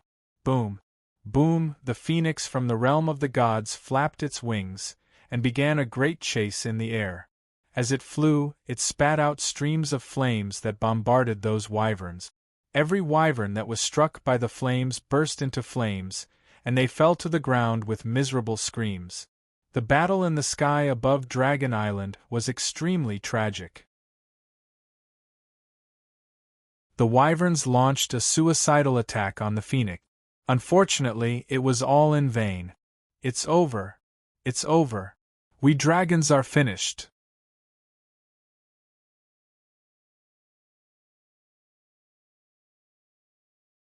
Chapter 784. A thick cloud of blood formed in the sky above Dragon Island. The flesh and blood of the dragons fell with sparks. The flaming corpses of the wyverns fell on the roofs of the residents of Dragon Island, creating a large hole in the house. The flames burned fiercely. The members of the dragons were finally terrified. They finally understood that no matter how they attacked, it would be futile against such a powerful divine realm beast. They began to flee in all directions. However, the enraged phoenix did not intend to let these wyverns, who were only at the sacred domain, go. It screeched and chased after them. The phoenix was much faster than the wyverns. It was more agile. It caught up with one of the wyverns. It opened its mouth and spat out a pillar of fire. The wyverns screamed and turned into a burning fireball in the blink of an eye. Walala! Rannerly lifted the boulder above his head and slowly climbed up from the rubble with gritted teeth. At this moment, he was heavily injured and had already reverted to his human form. Around him were countless burning flames and collapsed buildings. Ranerier looked at the sky above him. At this moment, his eyes suddenly widened. How is this possible? Just a moment ago, Ranerier clearly saw that Colorado used the sharp horn on its head to stab the phoenix's abdomen, causing a deep wound. But now, the wound had long disappeared. It was as good as new. In other words, the divine realm beast phoenix in front of him not only had powerful attack power, it also had powerful self-healing abilities. At this moment, Ranerier saw Colorado, the golden wyvern at the pinnacle of the sacred domain that injured the phoenix. It was now lying on the ground, its whole body burned. It was on the verge of death and was unconscious. How did this happen? Ranaria's body trembled. Although his injuries were not as serious as Colorado's, Ranaria had lost the courage to charge forward. He slowly lowered his head, and with endless fear and despair, he buried himself deep in the rubble. The aerial battle above the Dragon Island was still ongoing. Several hundred members of the Dragon clan were either dead, injured, or fleeing. They were no longer able to form an effective resistance. The only thing that could be heard was the majestic cry of the phoenix. In the battle above Dragon Island, the dragons were completely annihilated. Impossible! It can't be like this. The water dragon elder was like a fool. His expression was dull as he muttered to himself. The scene in front of him was too much of a shock. The elites of the dragons, the dignity of dragons, no longer existed after this battle. At this moment, a wyvern rushed to the water dragon elder's side. It roared and transformed into its human form. The wyvern wiped the blood on its face. "Water dragon elder, why are you still here? Run before it's too late." The flying dragon roared a few times before the water dragon elder reacted. He smiled bitterly and said, "Escape? Where else can we run to? Dragon Island is our home. We have already lived here for 100,000 years. Have you ever seen a dragon that was driven away from its home?" The wyvern's expression darkened. It couldn't continue and silently retreated to the side. If only Patriarch R.A. Firth was here. And that girl Frigga. If any of them were here, we dragons wouldn't have fallen to such a state. Unknowingly, the water dragon elder was already in tears. Yes. If only Patriarch R.A. Firth was here. The wyvern from the sacred domain also muttered to itself. At this time, the phoenix had already cleared the wyverns and pterosaurs in the sky. It began to destroy the buildings below Dragon Island. It opened its mouth and several fire pillars appeared out of thin air. They swept through the residential area below Dragon Island like a pen. Soon, there was a fierce explosion below. The entire residential area turned into a sea of fire. The foreign dragons and the servants of Dragon Island lived in the residential area. At this moment, they were fleeing in panic. The buildings that were set on fire began to collapse in large numbers. At this time, the phoenix noticed the water dragon elder in the sky. It screamed and flapped its wings and rushed over. It couldn't be helped. The aura of the sacred domain on them was too eye-catching. "Elder, you go first. I'll hold it back." The wyvern from the sacred domain panicked. Unexpectedly, the water dragon elder refused. "No need. I'm already so old. I've already seen through it. If I die, so be it. I want to live and die with Dragon Island." After saying that, he ignored the wyvern's pleas and stubbornly closed his eyes. At this time, the phoenix that rushed over roared and blasted a fireball directly at the water dragon elder. "Elder!" The wyvern from the sacred domain exclaimed and used its body to protect the water dragon elder. Boom! In an instant, the fireball exploded in the air, and sparks flew everywhere. The wyvern in front of the water dragon elder was stunned. Even the water dragon elder, who was waiting for death, opened his eyes. Why did the fireball suddenly explode? Needless to say, someone must have saved them. Who was it? The water dragon elder searched everywhere for that person. At this time, a roar suddenly came from the sky far away from Dragon Island. Immediately afterward, a super-huge black shadow appeared from the sky. It kept roaring angrily and rushed over here. The water dragon elder and the flying dragon were dumbfounded. The iconic two curved horns on the head, the black scales that were slightly shining like ink, and the huge black wings that covered the sky. This clearly indicated the identity of the person who came. It was a black dragon. It wasn't strange to see a black dragon on Dragon Island. What really shocked the water dragon elder was that the black dragon was actually an adult black dragon. It exuded a terrifying and fierce divine aura. A black dragon, could it be that the patriarch had returned? At this moment, the water dragon elder had a feeling that it was a lifetime ago. It was as if he had returned to heaven from hell. The patriarch of the dragons, R.A. Firth, was the only black dragon in the clan and had the strength of the divine realm. Looking carefully, the black dragon in front of him did look somewhat similar to the patriarch. The phoenix looked coldly at the behemoth in front of it. From its bird's intuition, it felt the threat of the other party. The black dragon roared in a low voice. His eyes were filled with extreme anger. Hiss! The phoenix roared. It flapped its wings and rushed toward the black dragon.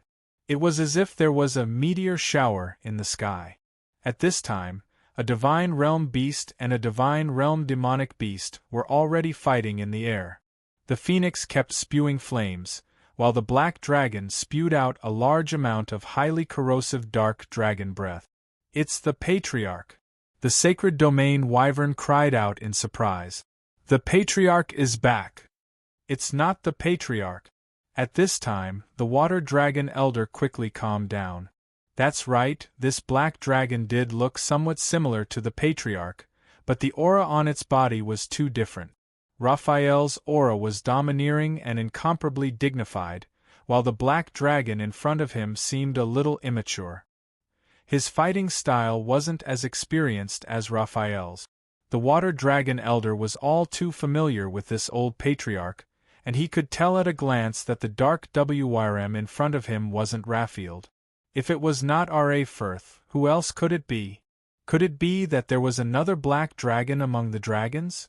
That was obviously impossible. The appearance of the black dragon put a lot of pressure on the phoenix. Its advantage was its terrifying fire magic and powerful physical regeneration ability.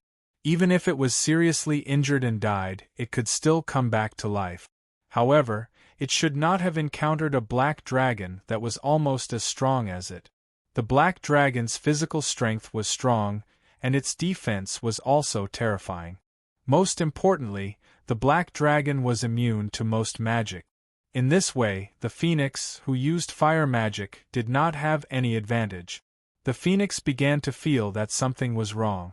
Facing this black dragon that seemed to be a natural counter to it, it knew that it would not be able to gain any advantage if it continued to fight. At this time, the phoenix let out a long cry. It flapped its wings and flew into the sky, shining like the sun in the sky. Then, with a whoosh, the phoenix disappeared into the sky in an instant. Strangely enough, after the phoenix left, the blood clouds in the sky suddenly disappeared, leaving only a slight burning sensation in the air. It was as if everything just now was an illusion, and the divine realm beast phoenix had never appeared. That guy is finally gone. After the phoenix left, the pressure around the water dragon elder's heart eased. At this time, he realized that his back was drenched in cold sweat. However, he was more curious at this moment. Who was that black dragon? Water dragon elder. Before the water dragon elder could ask, the gigantic and terrifyingly powerful dark dragon flew towards him and greeted him. Her voice was crisp and clear. It was actually a woman. You are, the water dragon elder was stunned. Why did the voice sound so familiar? However, he could not remember it at the moment. At this time, the black dragon had already flown in front of him and slowly transformed into its true form. By Bisley? The water dragon elder was shocked when he saw the person in front of him. The terrifying black dragon just now was actually the black wyvern Bisley? Bisley Firth, the only daughter of Patriarch Mord? What was going on? When did she become a divine realm powerhouse and become a black dragon? Lady Bisley, you actually defeated a divine realm beast. That's amazing! The sacred domain wyvern next to him looked at Bisley with eyes full of worship. Bisley stood quietly in the air. At this moment, she was wearing a black robe, her long hair fluttering, and the expression on her face was indescribably cold and arrogant. If they had not seen it with their own eyes, No one would have believed that she had changed from a sacred domain powerhouse to a true divine realm powerhouse in such a short time. Many peak wyverns of the sacred domain wanted to break through to the divine realm, but they had failed time and time again. It could be seen that even for high-ranking dragons, it was not easy to become a divine realm powerhouse. When the beautiful and powerful black wyvern Bisley was young, there was no lack of suitors among the dragons. When they learned that she had given herself to an inferior human, the hearts of countless dragons broke to the ground. Some even clamored to find that human to settle the score, but they were all suppressed by Mord Firth. "It's nothing. It's just that my strength just happened to restrain it and drove it away. It's not that I defeated it."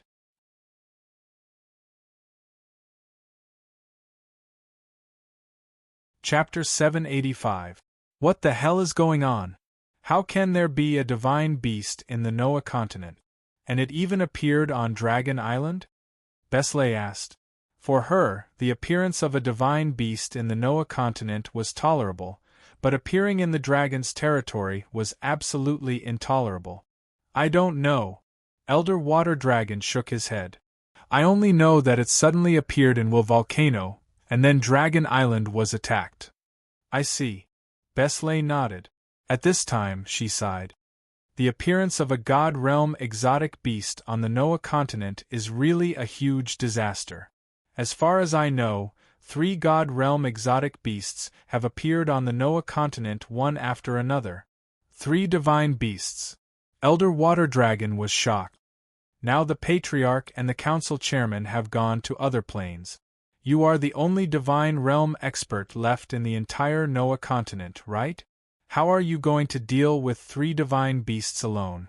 Besley bowed her head and thought for a moment, then smiled and said, "No, there is still one divine realm expert in the Noah continent." After the battle, the surviving dragons climbed out of the ruins, rejoicing that they were still alive, and began to help the injured dragons.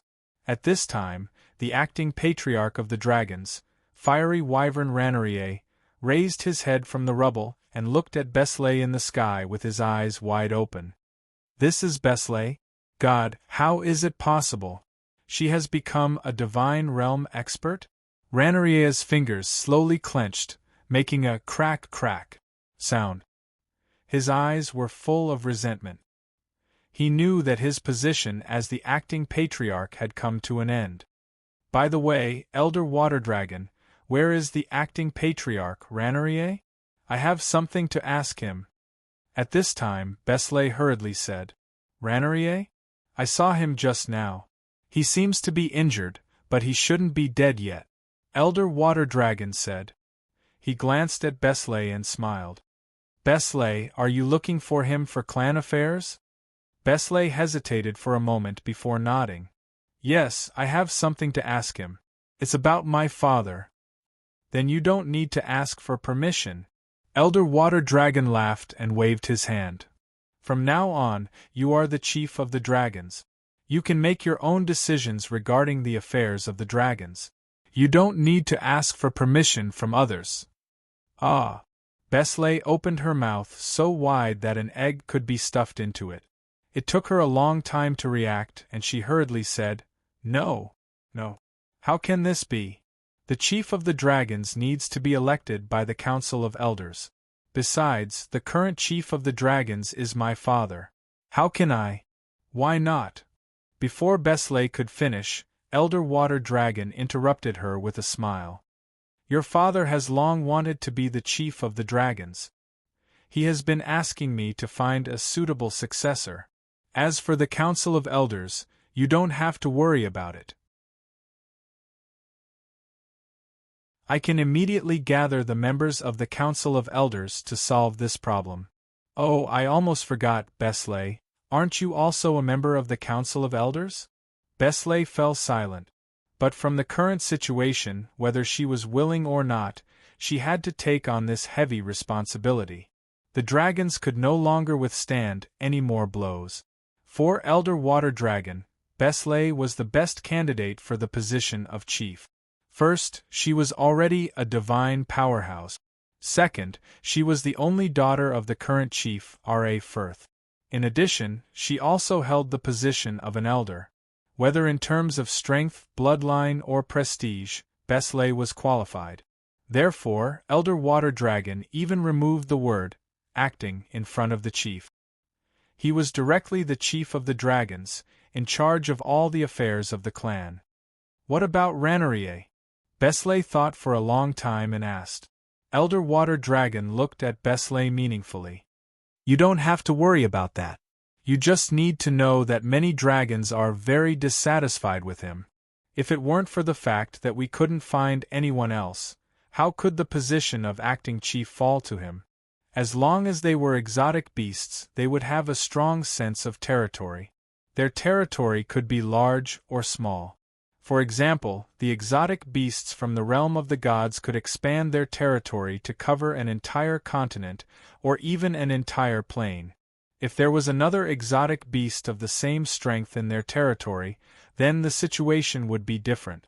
They would fight for their own territory. Either one side would be defeated and leave, or both sides would reach a relative balance. Of course, in this territory, all possible intelligent creatures were strictly prohibited from living, so they would not stop destroying. Boom, boom, boom, in the sky, countless lightning balls fell and landed on the ground with loud explosions. Lightning dashed wildly on the ground, and those who were hit were all charred black and died on the spot. In a short while, the city was razed to the ground in the blink of an eye, as if someone had plowed through it. The one who created this masterpiece was the Thunder Rock of the three divine realm beasts. It was born with powerful lightning attacks and was very terrifying. In this area, this divine realm beast had no opponent. The Thunder Rock looked at its masterpiece with satisfaction and let out a proud cry. Just as it was about to flap its wings and fly away, its movements stopped. Its beast instinct made it feel that danger was approaching.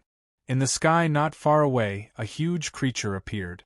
This creature slowly flapped its wings in the air, a pair of blood-red eyes staring at the Thunder Rock. The Thunder Rock spread its wings, and the feathers on its body stood up. Countless lightning bolts swam on its body. It stared at the huge creature in the sky with vigilance and let out a cry, the fighting spirit in its eyes growing stronger. The colossal frost dragon, this valiant undead creature that had been summoned, appeared in the sky above the destroyed city, blocking Lei Peng's path. Accompanying the colossal frost dragon was a withered figure. It was the Grand Elder of the Calamity Church, the divine Magus Necromancer, Merlin. Thunder Rock? It's actually a divine realm beast, the Thunder Rock? A guy who uses the power of lightning, that's not easy to deal with. Merlin muttered to himself as he looked at the terrifying realm of the god's beast.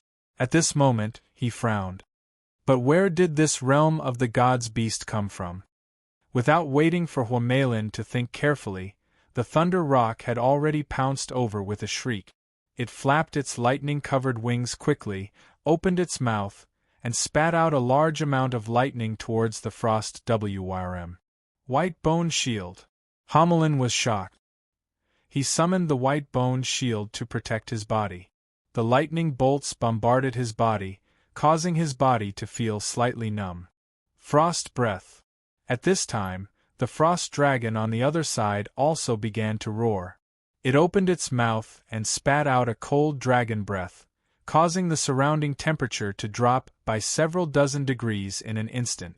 In the sky above the city that had been blasted into ruins, two exotic beasts with god-level strength continuously launched attacks at each other again and again. Frost energy and lightning energy collided with each other, creating large amounts of sparks. Frost Nova. White Bone Spear. On the other side, Merlin didn't stay idle. Under the cover of the frost dragon's huge body, he also joined the battle. He used necromancy magic to support the frost dragon while also participating in the attack. The man and the dragon had a tacit understanding of each other, and their attacking methods were exceptionally ruthless. Facing a powerful opponent, the Thunder Rock's fighting spirit was also aroused. At this moment, its eyes had already turned blood-red, and countless lightning bolts rained down as if they were free. At the same time, it even activated its lightning domain. The sky became gloomy and covered with dense dark clouds. Lightning bolts as thick as buckets continuously descended from the dark clouds, as if the end of the world had arrived. The frost dragon was also struck by several lightning bolts, but it quickly recovered under Homeland's treatment. This guy's strength isn't simple either, Homeland sighed. At this time, he waved his staff and a series of cryptic incantations rushed out of his mouth. Curse spell, aging. At this time, the Thunder Rock felt its muscles aging at an extremely fast speed, and its strength was also declining. Slowly, it developed a feeling of powerlessness. A trace of fear flashed in the Thunder Rock's eyes. It stared fixedly at this unknown opponent and screamed. Its wings covered with lightning suddenly spread open, and thunder boomed. Boom!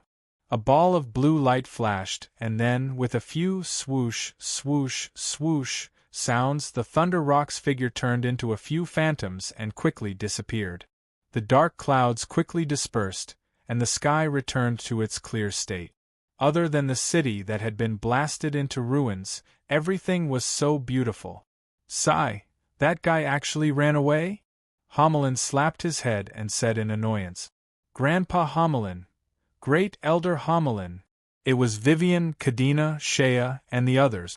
They had also rushed over from Undercity, but because their strength was too low, they didn't join the battle. What about the Celestial Realm beast? Kadena looked at the surrounding sky and didn't see any sign of the Celestial Realm beast. It ran away. Homeland shrugged, and his tone was full of helplessness. It used the lightning elemental skill, Flash. I couldn't catch up even if I wanted to. Vivian sighed. That's really troublesome. I don't know which city will suffer the next time. Homeland pondered for a moment. According to what you said, 2 Celestial Realm beasts have already appeared in our Noah continent. One is the Frost Eagle, and the other is the Thunder Rock just now. Homeland stroked his head that didn't have much hair left. Fortunately, they didn't gather together. Otherwise, we would be in big trouble. No. I'm afraid there are already 3 of them. Vivian took a deep breath and said, according to the news from dragons, Celestial Realm beasts have also appeared there and destroyed the entire Dragon Island. Dragon Island? Kadena became nervous when she heard that. Dragons R.A. Firth and Frigga are not here. I'm afraid no one can stop that Celestial Realm beast. No, that Celestial Realm beast has been driven away, Vivian said with a smile. The one who did it was Besley, Ron's mother. She has now become a Celestial Realm powerhouse. Ah! Everyone exclaimed in unison. Everyone present was a sacred domain powerhouse. Naturally, they knew how difficult it was to advance to the Celestial Realm, but Besley did it. 3 Celestial Realm beasts have already appeared in the Noah continent, but we only have 2 Celestial Realm powerhouses. Kadena sighed. If only Ron was here. Everyone fell silent. If Ron, R.A. Firth, and Frigga were here, why would they be afraid of a Celestial Realm beast? Should we inform Ron and the others to come back? Shea said suddenly. Call Ron and the others back? Everyone was shocked. Only then did they remember that before Lord Noah set off, he gave each of them a telepathic necklace. As long as something happened in the Noah continent, they could input energy into the necklace and inform them to end their cultivation and come back. At that time, Ron gave the necklace to Aurora.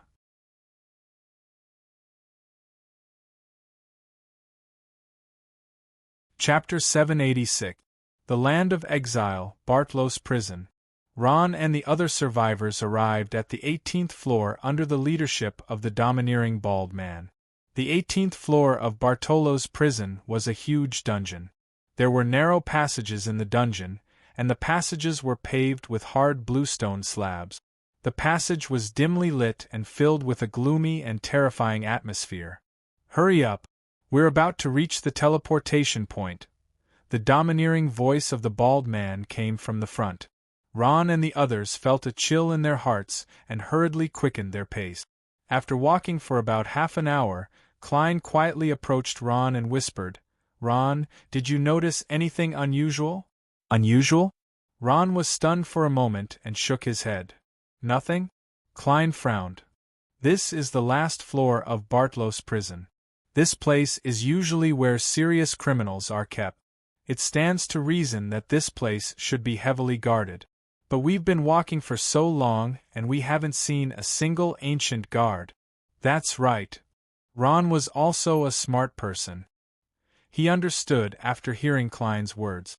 He pondered for a moment. "Then what should we do now?" "I don't know either."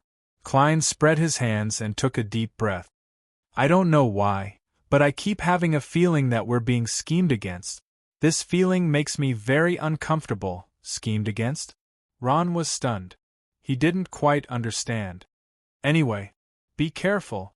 Klein didn't explain clearly, but patted Ron's shoulder and said. Ron nodded. At this time, he felt something vibrate in front of his chest. He took it out and saw that it was the telepathic necklace that Sir Noah had given him. The other necklace should be in Aurora's hands. The telepathic necklace continued to vibrate, emitting a soft and resplendent light. Did something happen to the Scourge Church? Ron's heart sank. For more than 7 years, the telepathic necklace hadn't responded. He suddenly became nervous. "Ron." Frigga's voice rang in his ears. Ron looked up and saw Frigga quickly rushing over with a telepathic necklace in her hand. The necklace emitted a dazzling light in the darkness. Ron was shocked. "Sir Frigga, yours too." "Mine lit up too," Firth said. "Mine too, me too." Beaumont clans Houchin and Nature's High Priestess Undine also took out their own telepathic necklaces. Without exception, all of their necklaces lit up at the same time.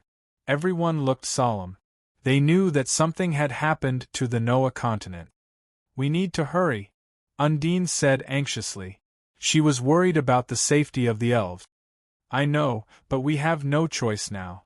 We can only move forward," Ron said helplessly. Klein had been watching all this with cold eyes. He had some doubts in his heart. The Noah continent? What had happened to the Noah continent? The realm of the god's beast Phoenix arrived in the sky above a city. Looking at the city, it let out a high-pitched cry. At this time, its movements paused, and its cold eyes looked into the distant sky. It felt threatened. This threat came from another realm of the god's powerhouse. The frost eagle, an exotic beast from the realm of the gods that had been born in the land of extreme ice, had also arrived in the sky above the city that the Phoenix was about to destroy. It glared at the Phoenix with its blood-red eyes, releasing its hostility without hesitation.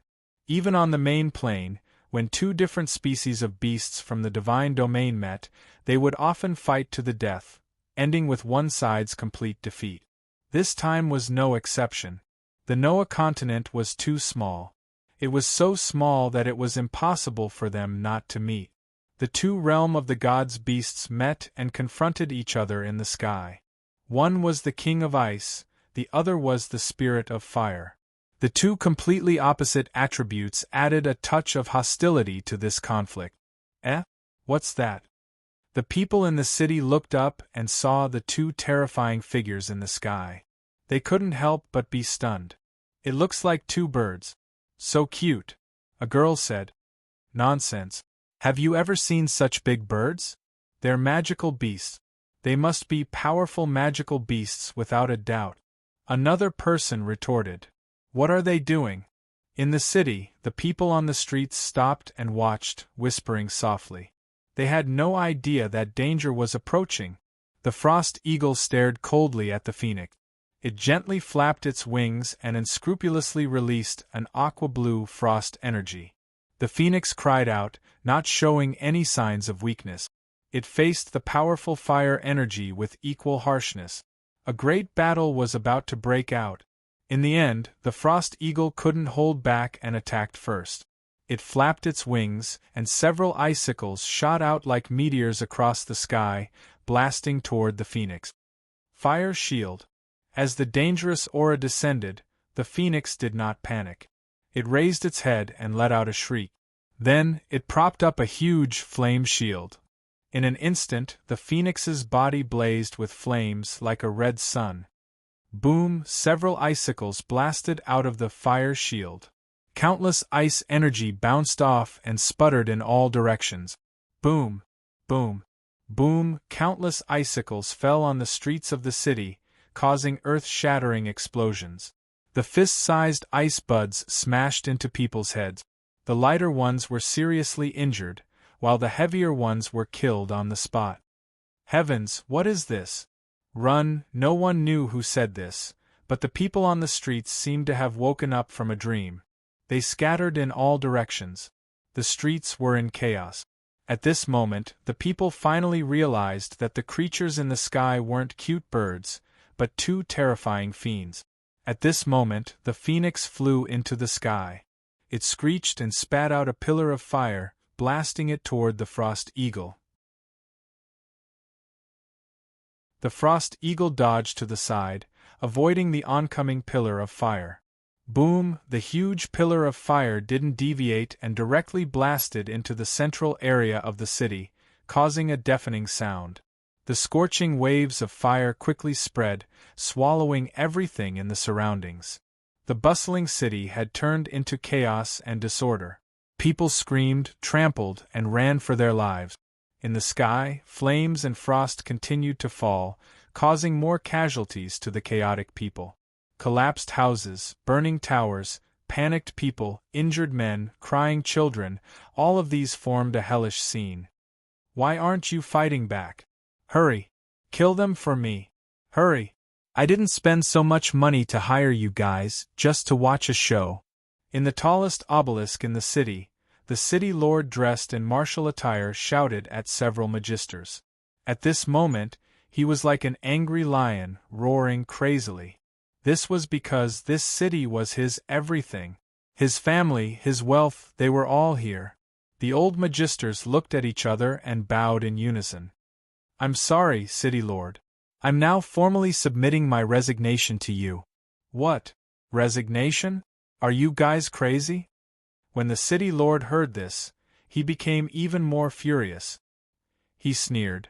Good, since it's like this, according to the relevant laws of the Magicians' Guild, those who voluntarily resign before the end of the contract have to pay the employer 3 times the compensation. Agreed. I agree. No problem. When the City Lord said this, the magisters nodded like chickens pecking at rice. An old magister even said, I completely agree with the City Lord's suggestion. How about this, we will leave first. The issue of compensation will be settled through the Magicians' Guild. City Lord, is this okay? Yes. Yes, let's do it. The magisters agreed in unison. At this moment, the City Lord was so shocked that his jaw almost dropped. He wanted to use a large amount of compensation to make all the magisters submit, but who knew that these magisters wouldn't listen to him? When it came to the problem of money and life, the magisters made a good choice.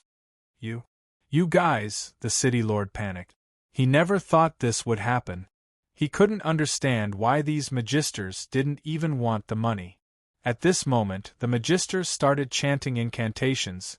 They were going to use teleport to leave. City Lord, give up. We have no hope at all. Those two in the sky aren't ordinary guys. They are 2 super terrifying beasts from the divine realm. A young magister couldn't bear to see his employer in such a daze before leaving, so he kindly reminded him. After he finished speaking, his figure turned into a circle of light and disappeared. Ah, beasts from the divine realm? What did you say? Beasts from the divine realm? When all the magisters left, the City Lord reacted as if he had just woken up from a dream. At this moment, he finally understood why these high and mighty magisters would rather pay such a large amount of compensation than fight with those 2 beasts. Good heavens, those were beasts from the divine realm. Run! At this moment, the city lord only had one thought in his mind, and that was to run as far away as possible. He had just run a few steps when he heard a boom. A pillar of fire as thick as a water bucket hit the obelisk, and the entire tower burned fiercely in the sky. The battle between the Phoenix and the Frost Eagle was still ongoing. The prosperous city below them had long since become a ruin of burning flames and covered in frost. Boom! Boom! After two loud explosions, the red and white figures in the sky separated. They turned in a circle and faced each other from a distance. Both sides had suffered some injuries, but they weren't serious. The feathers on the Phoenix and the Frost Eagle's bodies stood up one by one. They let out sharp screeches, frantically venting their anger. At this moment, the two divine realm beasts stopped moving. They raised their heads at the same time and looked to the east. They saw that in the east, another terrifying beast had appeared at some point. This beast gently flapped its wings covered in lightning. Its eyes were bloodshot as it stared fixedly at the Phoenix and the Frost Eagle.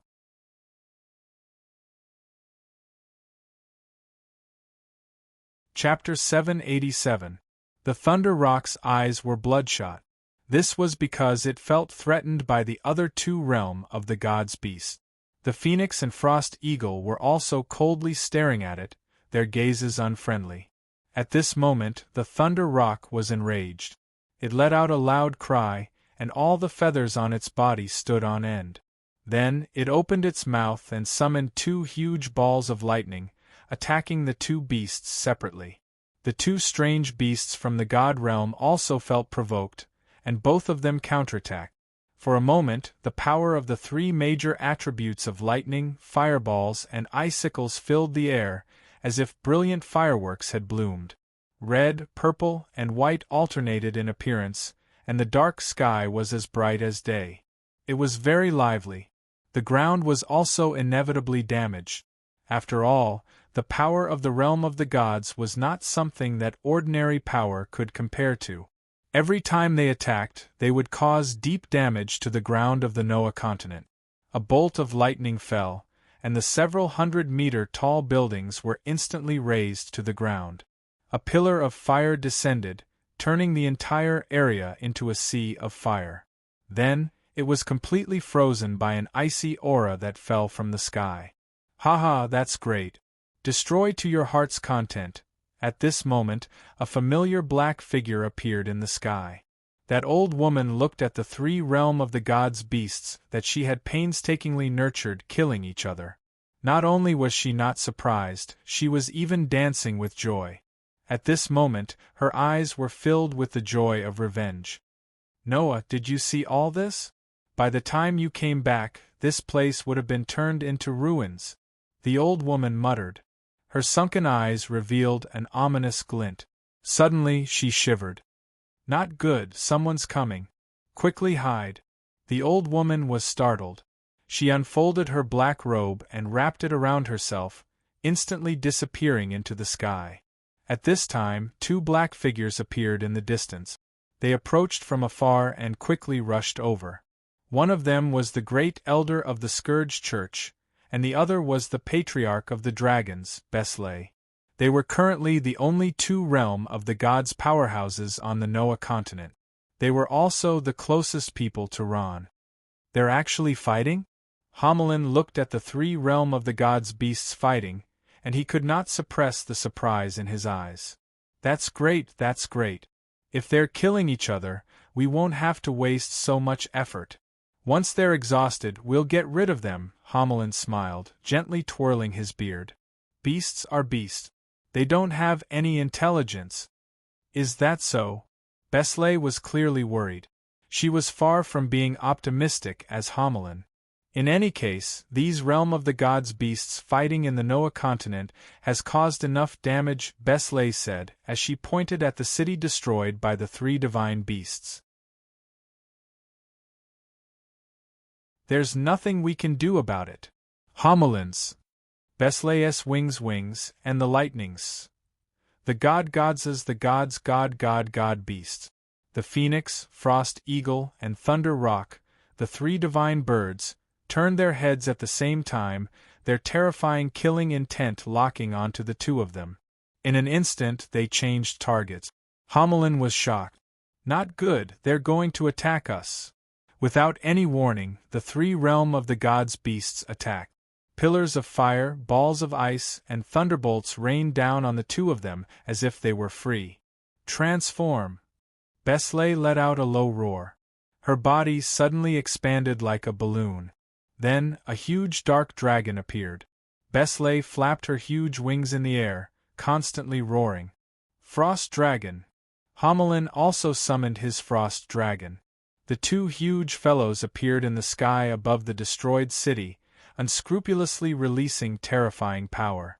Boom! In an instant, Homelin and Beslay fought with the three realm of the gods' beasts.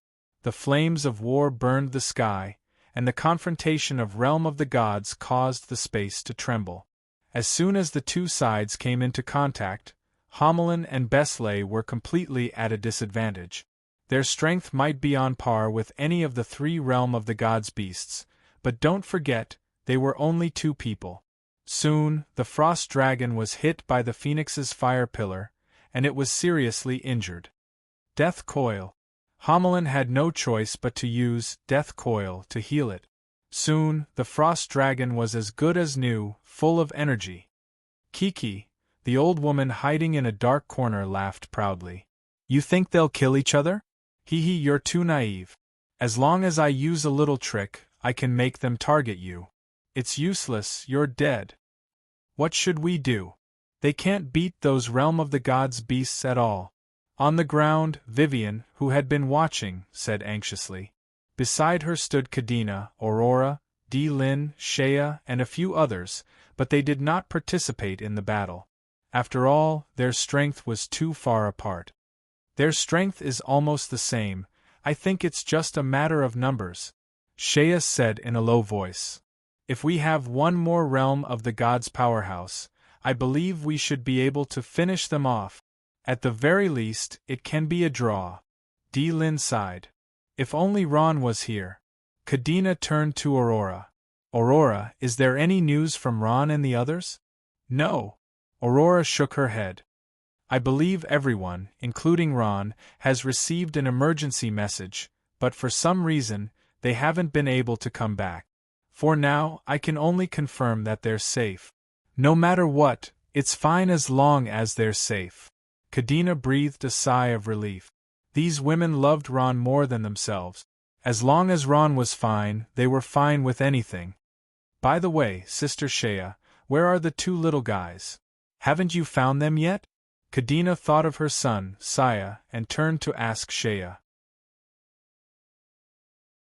I can't find them. Shea shook her head. I don't know where they're hiding this time. I've sent many people to look for them, but it's all in vain. I even posted a mission in the Mercenary Union, but no one could provide accurate information. I see. Kadena's eyes flashed with a trace of disappointment. She sighed silently and said worriedly, now it's chaos everywhere. I hope they're fine. Everyone was worried about Isis and Saya, but the two little guys didn't appear in front of their mother as she wished. After leaving the ice field, they appeared in Undercity, which was thousands of kilometers away. The two used undead magic and sneaked into Kadena's room. Mother, I'm back. Saya pushed open the door, but found nothing. Kadena wasn't there. But it woke up the two maids in Kadena's room. Young Master Saya, Miss Isis, you're back? Oh my God! Thank the heavens, Your Highness Princess Katina, young Master Saya is finally safe. Suddenly seeing Isis and Saya, the two maids were surprised and happy. They couldn't believe their eyes. It's you? Where's my mother? Saya blinked his eyes and asked curiously. Princess Kadena went out with Madame Shea, Madame Aurora, Madame Vivian, and Madame Lin. Where are you going? Before the young maid could finish her words, Isis had already pulled Saya up and the two of them rushed out like a gust of wind. Isis, where are we going? Saya said to Isis as he ran down the long corridor. We're going to find my mother. I have to report this matter to them. Isis said as she ran. Not long after, there was a knock on the door of Basara's room. Basara frowned after listening to the two children's breathless narration. Isis shook Basara's arm and asked, "Mother, where does the great elder cultivate? Quickly take me to him. Now only Grand Elder can deal with that God Realm exotic beast." "We already know this news." Basara sighed silently. She lovingly patted Isis and Saya's heads. "This time, it's not just one God Realm exotic beast that appeared, but 3. Grand Elder is already rushing over." "What? 3 God Realm exotic beasts?" Isis and Saya were both shocked. "We're finished. 3 God Realm exotic beasts. Even if Grand Elder comes out, he can't deal with 3 God Realm exotic beasts." Isis sat on the ground and said dejectedly, "Yeah, Noah continent is finished." Saya said dejectedly, "Noah continent won't be finished." Basara smiled. "Although your father, grandfather, and Frigga aren't here, the dragon's clan leader Beslay, who is also your grandmother, is already rushing over. She has already advanced to the God Realm. Grandmother is already a God Realm expert." Isis and Saya were both surprised and delighted when they heard this. "If that's the case, our side has a higher chance of winning," Isis said excitedly. 3-2, we're still short 1. Saya counted a few little fingers and said innocently. This time, Isis was also at her wits' end. Their side was indeed at a disadvantage. At this moment, Basara's beautiful eyebrows rose slightly. "Do you mean that as long as we have one more God Realm expert, we can solve the problem of these 3 God Realm exotic beasts?" "Yes. Of course," Isis and Saya said in unison. Basara sighed. "Follow me." Isis and Saya looked at each other and saw the doubt in each other's eyes. Could it be that there was a 3rd God Realm expert in the Noah continent? They didn't know the inside story and could only follow. Basara brought Isis and Saya down the stairs and came to the end of the underground corridor. It was dark and gloomy, as if no one had been here for a long time. Basara came to the front of a huge stone door. There were 2 lit torches in front of it. Basara gently twisted the one on the right. Zap, zap, zap, the sound of a mechanism rolling could be heard. Under the astonished gazes of the 2 children, the heavy stone door slowly rose. Immediately after, a turbid gas filled the air through the stone door. This gas was mixed with a stench, the smell of sweat, and a trace of wildness. It was as if a hungry beast was locked inside, full of a dangerous aura. "Auntie Basara, be careful." Saya's expression changed. In a flash, he stood in front of Basara and used his small body to protect her. Isis also looked nervous. At this moment, she had already taken out her bone staff. "Don't be nervous, my little hero." Basara smiled and lovingly patted his head. "It's your Uncle K inside." "Uncle K?" Isis and Saya were stunned. At this moment, Kay's loud voice came from inside the stone door. Chapter 788. Thump, thump, thump. Heavy footsteps could be heard coming from the room. Every step seemed to stomp on everyone's heart. It was as if a huge beast was walking, filled with a dangerous aura that made people uneasy. Not long after, a 2-meter-tall youth with an unusually tall and sturdy figure walked out of the room. It was Kay. At this moment, his upper body was naked, and he was only wearing a pair of pants. However, his pants were already filled with holes of various sizes. It was unknown how long it had been since he washed them, and his body was filled with a pungent smell. At this moment, Kay was already an adult Beaumont. In his human form, he was a burly man. His muscles were filled with explosive strength, and he emitted a tyrannical aura. "Sister." When Kay saw Basara, he smiled and greeted her. Then, his gaze fell on the 2 children. His tyrannical aura scared the 2 children so much that they kept shrinking back. "You're Isis." Kay's eyes lit up. He looked Isis up and down and grinned. I haven't seen you for a few years, and you've grown up so much. I almost couldn't recognize you." Then, he glanced at Saya and hesitated. "Sister, you've been in closed-door cultivation for a few years. No wonder Isis couldn't recognize you," Basara said with a smile. She pointed at Saya. "This is Kadina's son. Look at my memory. Aren't you Saya? I even hugged you when you were young," Kay said with a smile as he slapped his huge head.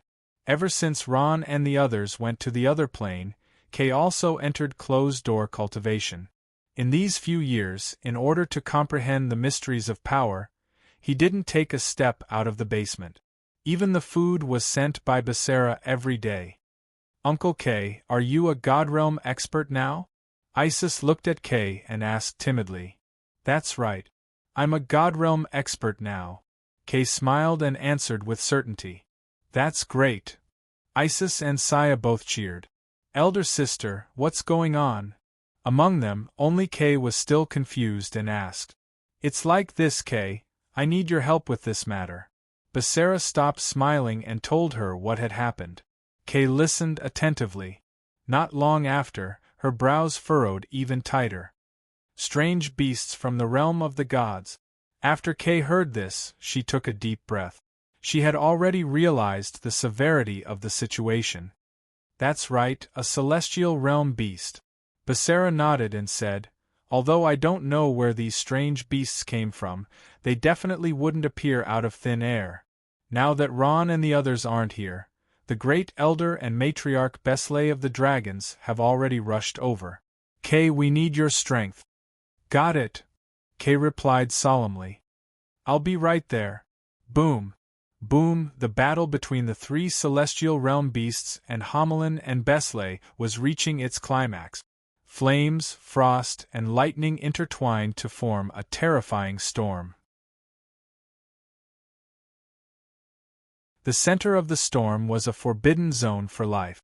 Phoenix, Thunder Rock, and Frost Eagle, the three celestial realm beasts, activated their domains. Hamelin and Besley were no exception.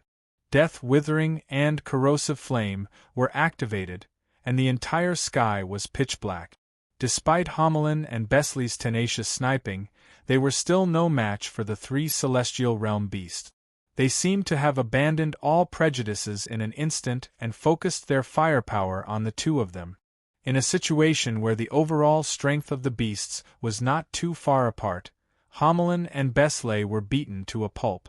Hamelin's black robe had been burned with many holes, and some of them were still emitting smoke. His eyebrows and beard were charred black, and he looked quite miserable. After one frost dragon was destroyed, he summoned another one. Besley's situation was similar. With her huge body, she was besieged by three celestial realm beasts. Even if the dark dragon had a certain degree of magic immunity, it could not withstand the bombardment of three celestial realm beasts of the same strength as her. At this moment, she was wounded all over, and her scales were broken and bleeding slightly. She was still gritting her teeth and bitterly holding on. "Good, good. Hurry up and kill them." In a hidden corner on the ground, the mysterious old woman's eyes lit up and she was dancing with joy. Suddenly, a powerful aura came from the distant sky. "What?" The old woman's eyes widened. The powerful aura coming from the distance was a celestial realm expert. "Who is it?" Hamelin and Besley also became nervous. It was already very difficult for them to resist the attacks of three celestial realm beasts. If another celestial realm beast came, they would have no choice but to give up. Closer, even closer. The powerful aura of a celestial realm expert covered the sky and approached at an extremely fast speed. At this time, a burly figure appeared in the sky and rushed straight into the center of the battle. "You are Kay." Seeing the burly man suddenly appear, Hamelin was stunned for a moment, and then he was surprised and delighted. "It's me. I'm here." A confident voice came from the burly man's mouth. His eyes swept over the celestial realm beasts, and a trace of contempt flashed in his eyes. His face sank and he smiled. All of this should be over in the spatial rift of the Noah continent, in the room of Mary, the servant of the Noah continent. A crystal ball lay quietly on the table. Light flowed through the crystal ball, displaying a beautiful scene. Mary's eyes were fixed on the crystal ball, and her expression was nervous. At this time, a figure pushed open the door and rushed in. Mary was shocked and immediately stood up. When she saw the person who came in, she bowed respectfully. "Master." The person who came in was Noah, but at this time, he was only a clone. "How is the situation now?" Noah found a seat in the room and sat down, minding his own business. "The situation is very good. Homelin and Besley have rushed over, and there is also a Beaumont. Kay has also become a celestial realm expert," Mary said with a smile. The moment she saw Kay rush over, she finally breathed a sigh of relief. "Kay has also become a celestial realm expert? Isn't that a Beaumont? This is really out of my expectations," Noah said in surprise. Mary stepped forward and said with a smile, "Master, your main body doesn't need to rush back from the mortal plane. The situation here is already under control." Mary knew that Noah had important matters to attend to in the mortal plane, so she hurriedly dismissed this concern. Noah thought for a moment and shook his head, directly rejecting Mary's suggestion. "No, my main body still needs to rush back and deal with this matter." Mary was stunned. "Why?" Noah took a deep breath. "I don't know why, but I have been feeling a little uneasy during this period of time, as if something bad is about to happen." Mary was silent for a moment. "Master, have you been too tired during this period of time?" "No." Noah shook his head decisively. "I don't know how to put it, but this feeling has been haunting my heart, and I can't get rid of it. You must know that the appearance of these 3 celestial realm beasts on the Noah continent is no coincidence. Someone must have brought them to the Noah continent. Could it be her?" Noah thought for a moment, and a figure once again appeared in his mind. It was a young and beautiful woman who was staring at him with hatred in her eyes. "Lord Noah, who are you talking about?" Mary asked. "An enemy." Lord Noah thought for a moment and said, "When I was roaming the mortal plane, I once killed a celestial realm beast. Before she died, she said that she would definitely come back for revenge. I was wondering if it was her." "It can't be, right?" Mary was even more surprised. "Since Master has already killed her, then she must be dead. How could she come back for revenge?" "Because she has a special ability. As long as her soul isn't destroyed, she can be reborn," Noah said in a low voice. He then paused. "Of course, all of this is just a guess. I don't know if it was her, but—" Noah waved his hand and gestured for Mary to come closer. He then whispered a few words into her ear. Mary listened carefully at first, but the more she listened, the wider her mouth became. It was so wide that a duck egg could be stuffed into it, and her eyes were filled with intense disbelief. Mary suddenly realized that Lord Noah's words were like his last words.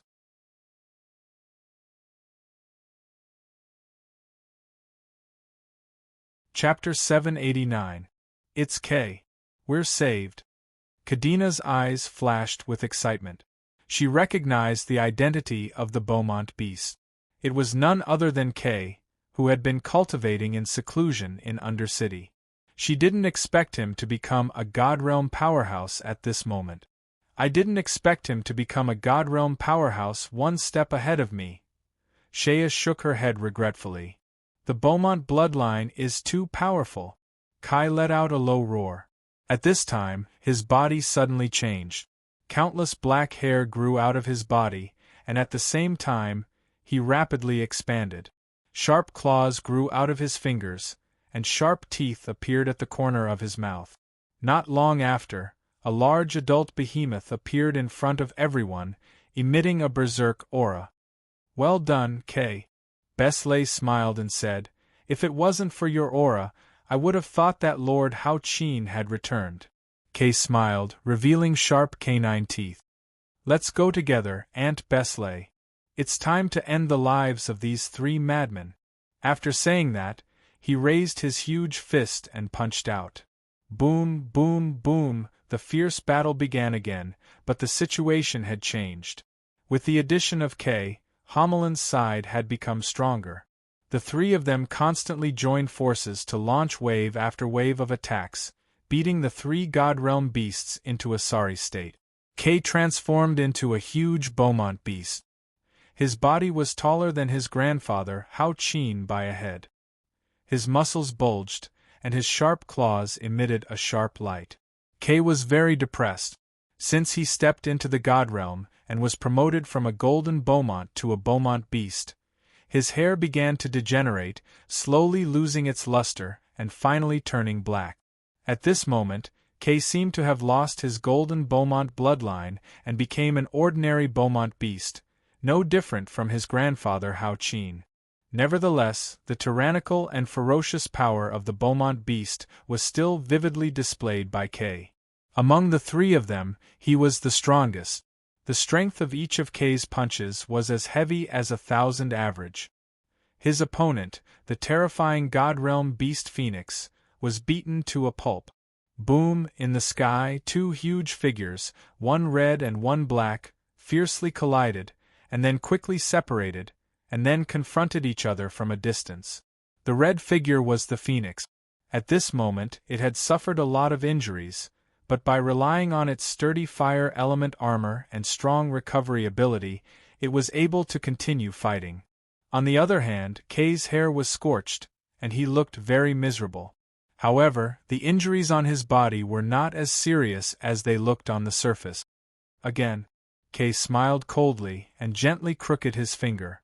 The slightly raised corner of his mouth fully displayed his confidence.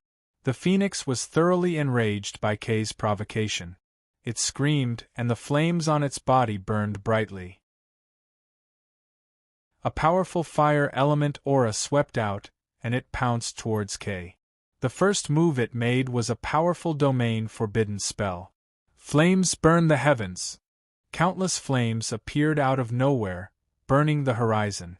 The sky was burned red and the air became hot.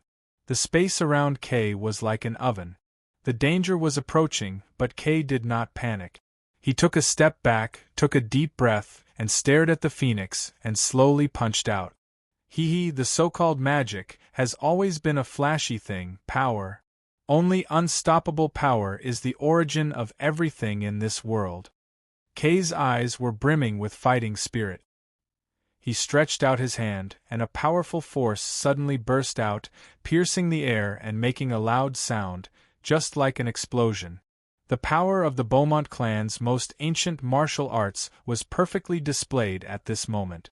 Rock-shattering sky fist. K's figure was very fast, and in an instant, he broke through the light circle that surrounded the Phoenix. Then, under the Phoenix's shocked eyes, he fiercely punched its chest. The Phoenix did not expect K to be able to break its fire shield with a single punch. Without the protection of the fire shield, its fragile body could no longer withstand the terrifying power of K's strange punch. It let out a wail, and its body rapidly fell down like a cannonball. Boom! With a loud sound, the Phoenix's body crashed into the mountain, and the entire mountain collapsed. Countless boulders fell on the Phoenix's body, and smoke and dust filled the air. The Phoenix was crushed by countless boulders. It struggled a few times, let out a wail, and then stopped moving. K, good job! Homelin and Besley saw this scene and gave him a thumbs up. Then, they turned their attention to the remaining opponents, the Thunder Rock and the Frost Eagle. I also have to work harder, or I will be defeated by K. Homelin said to himself. Come on, Frost Dragon. Homelin waved the bone staff in his hand and pointed it forward. The Frost Dragon suddenly rushed out, and before the Thunder Rock could attack, it spat out a cold dragon breath. The cold dragon breath hit the Thunder Rock, and the Thunder Rock's movements stopped. Its body had been completely frozen by the cold dragon breath of the Frost Dragon. Then, it was blasted into pieces by the bone spear thrown by Homelin. How could this be? The old woman could not believe her eyes. In just a few minutes, the situation had taken a turn for the worse. The three celestial realm beasts that had a great advantage just now were defeated. For a moment, the old woman felt as if she had fallen into an ice cellar, and her hands and feet trembled involuntarily. The girls below looked at each other and all breathed a sigh of relief. They knew that the Noah continent was saved. Seeing that the situation was not good, the frost eagle flapped its wings and tried to escape, but Beslay caught up and blocked its path. The black dragon's melee ability was strong, and the frost eagle was far inferior. Close combat was its weakness. Not long after, under Beslay's giant claws, the frost eagle's head exploded like a watermelon. It did not look like it would survive. The battle was finally over, and the onlookers Kadena and the others breathed a sigh of relief at the same time. They looked at each other and smiled. These guys are so weak that they can't even withstand a single blow. Kay laughed, changed back to her human form, and landed on the ground. It's finally done. Now, let's look at our spoils of war. Kay was talking about the magic cores on the heads of the celestial realm beasts. That was the most valuable thing on a celestial realm beast. I haven't seen the magic cores of the celestial realm beasts either. At this time, Beslay changed into her human form and said with a smile in the air. Kay quickly walked to the corpse of the celestial realm beast Phoenix, stretched out her huge fist, and punched out. Pa! The phoenix's head exploded like a watermelon, and brain matter splattered everywhere. Kay dug a few times in the phoenix's head, and after a while, a stone-like, fist-sized crystal was pulled out. This crystal was dark red and stained with a lot of blood, but it could not hide the bright luster inside, as well as the extremely powerful fire energy. So beautiful! Beslay let out a heartfelt exclamation. The powerful fire energy emitted by this magic core was fascinating. At this time, Homelin also withdrew his necromancy magic, landed on the ground, and said with a smile, "This is the first time a magic core of a celestial realm beast has appeared on the Noah continent. If this level of material were to be auctioned in the open market, regardless of the price, it would definitely cause everyone to go crazy." Magic cores of celestial realm beasts were extremely versatile. Not only were they needed to refine weapons and armor, but they were also very useful for enchantment, jewelry, medicine, and so on. Especially high-grade magic cores, they could even be used to refine sacred artifacts. But unfortunately, no celestial realm beast had ever appeared on the Noah continent. Even the sacred domain beasts only appeared on the Omlos continent. Naturally, magic cores of celestial realm beasts were impossible to talk about. On the Noah continent, these things were simply priceless. Kay looked at the corpses of the Thunder Rock and Frost Eagle and said with a laugh, "A total of 3 celestial realm beast corpses. I think there's no need for us to fight over them. Each of us can have one." "That's how it should be." Homelin nodded with a smile. This method of distribution was naturally the fairest. At this time, Beslay pondered for a moment and said to Kay with some difficulty, "Kay, if it's possible, give me the magic core of the phoenix beast from the celestial realm. I feel that this thing is useful to me." Kay grinned and said with a smile, "No problem, Auntie Beslay. If you think this magic core is useful, just take it. As for the other 2 magic cores, I'll just take one of them." After saying that, she waved her hand, and the priceless magic core of the celestial realm beast flew out from Kay's hand and drew a beautiful arc in the air. "Thank you, Kay." Beslay thanked her sincerely and then reached out to receive it. It was too late to say anything. At this time, with a swish, a black shadow appeared out of thin air and intercepted the magic core of the celestial realm beast in front of Beslay. Who was so bold as to snatch something under the eyes of 3 celestial realm powerhouses? Not only Beslay, but even the onlookers Kay, Homelin, and Vivian were dumbfounded. The black shadow that suddenly appeared was someone they did not know. Beslay calmed down. Only then did she realize that the fellow who suddenly appeared only had the strength of the sacred domain. A sacred domain powerhouse, snatching something from the hands of 3 celestial realm powerhouses.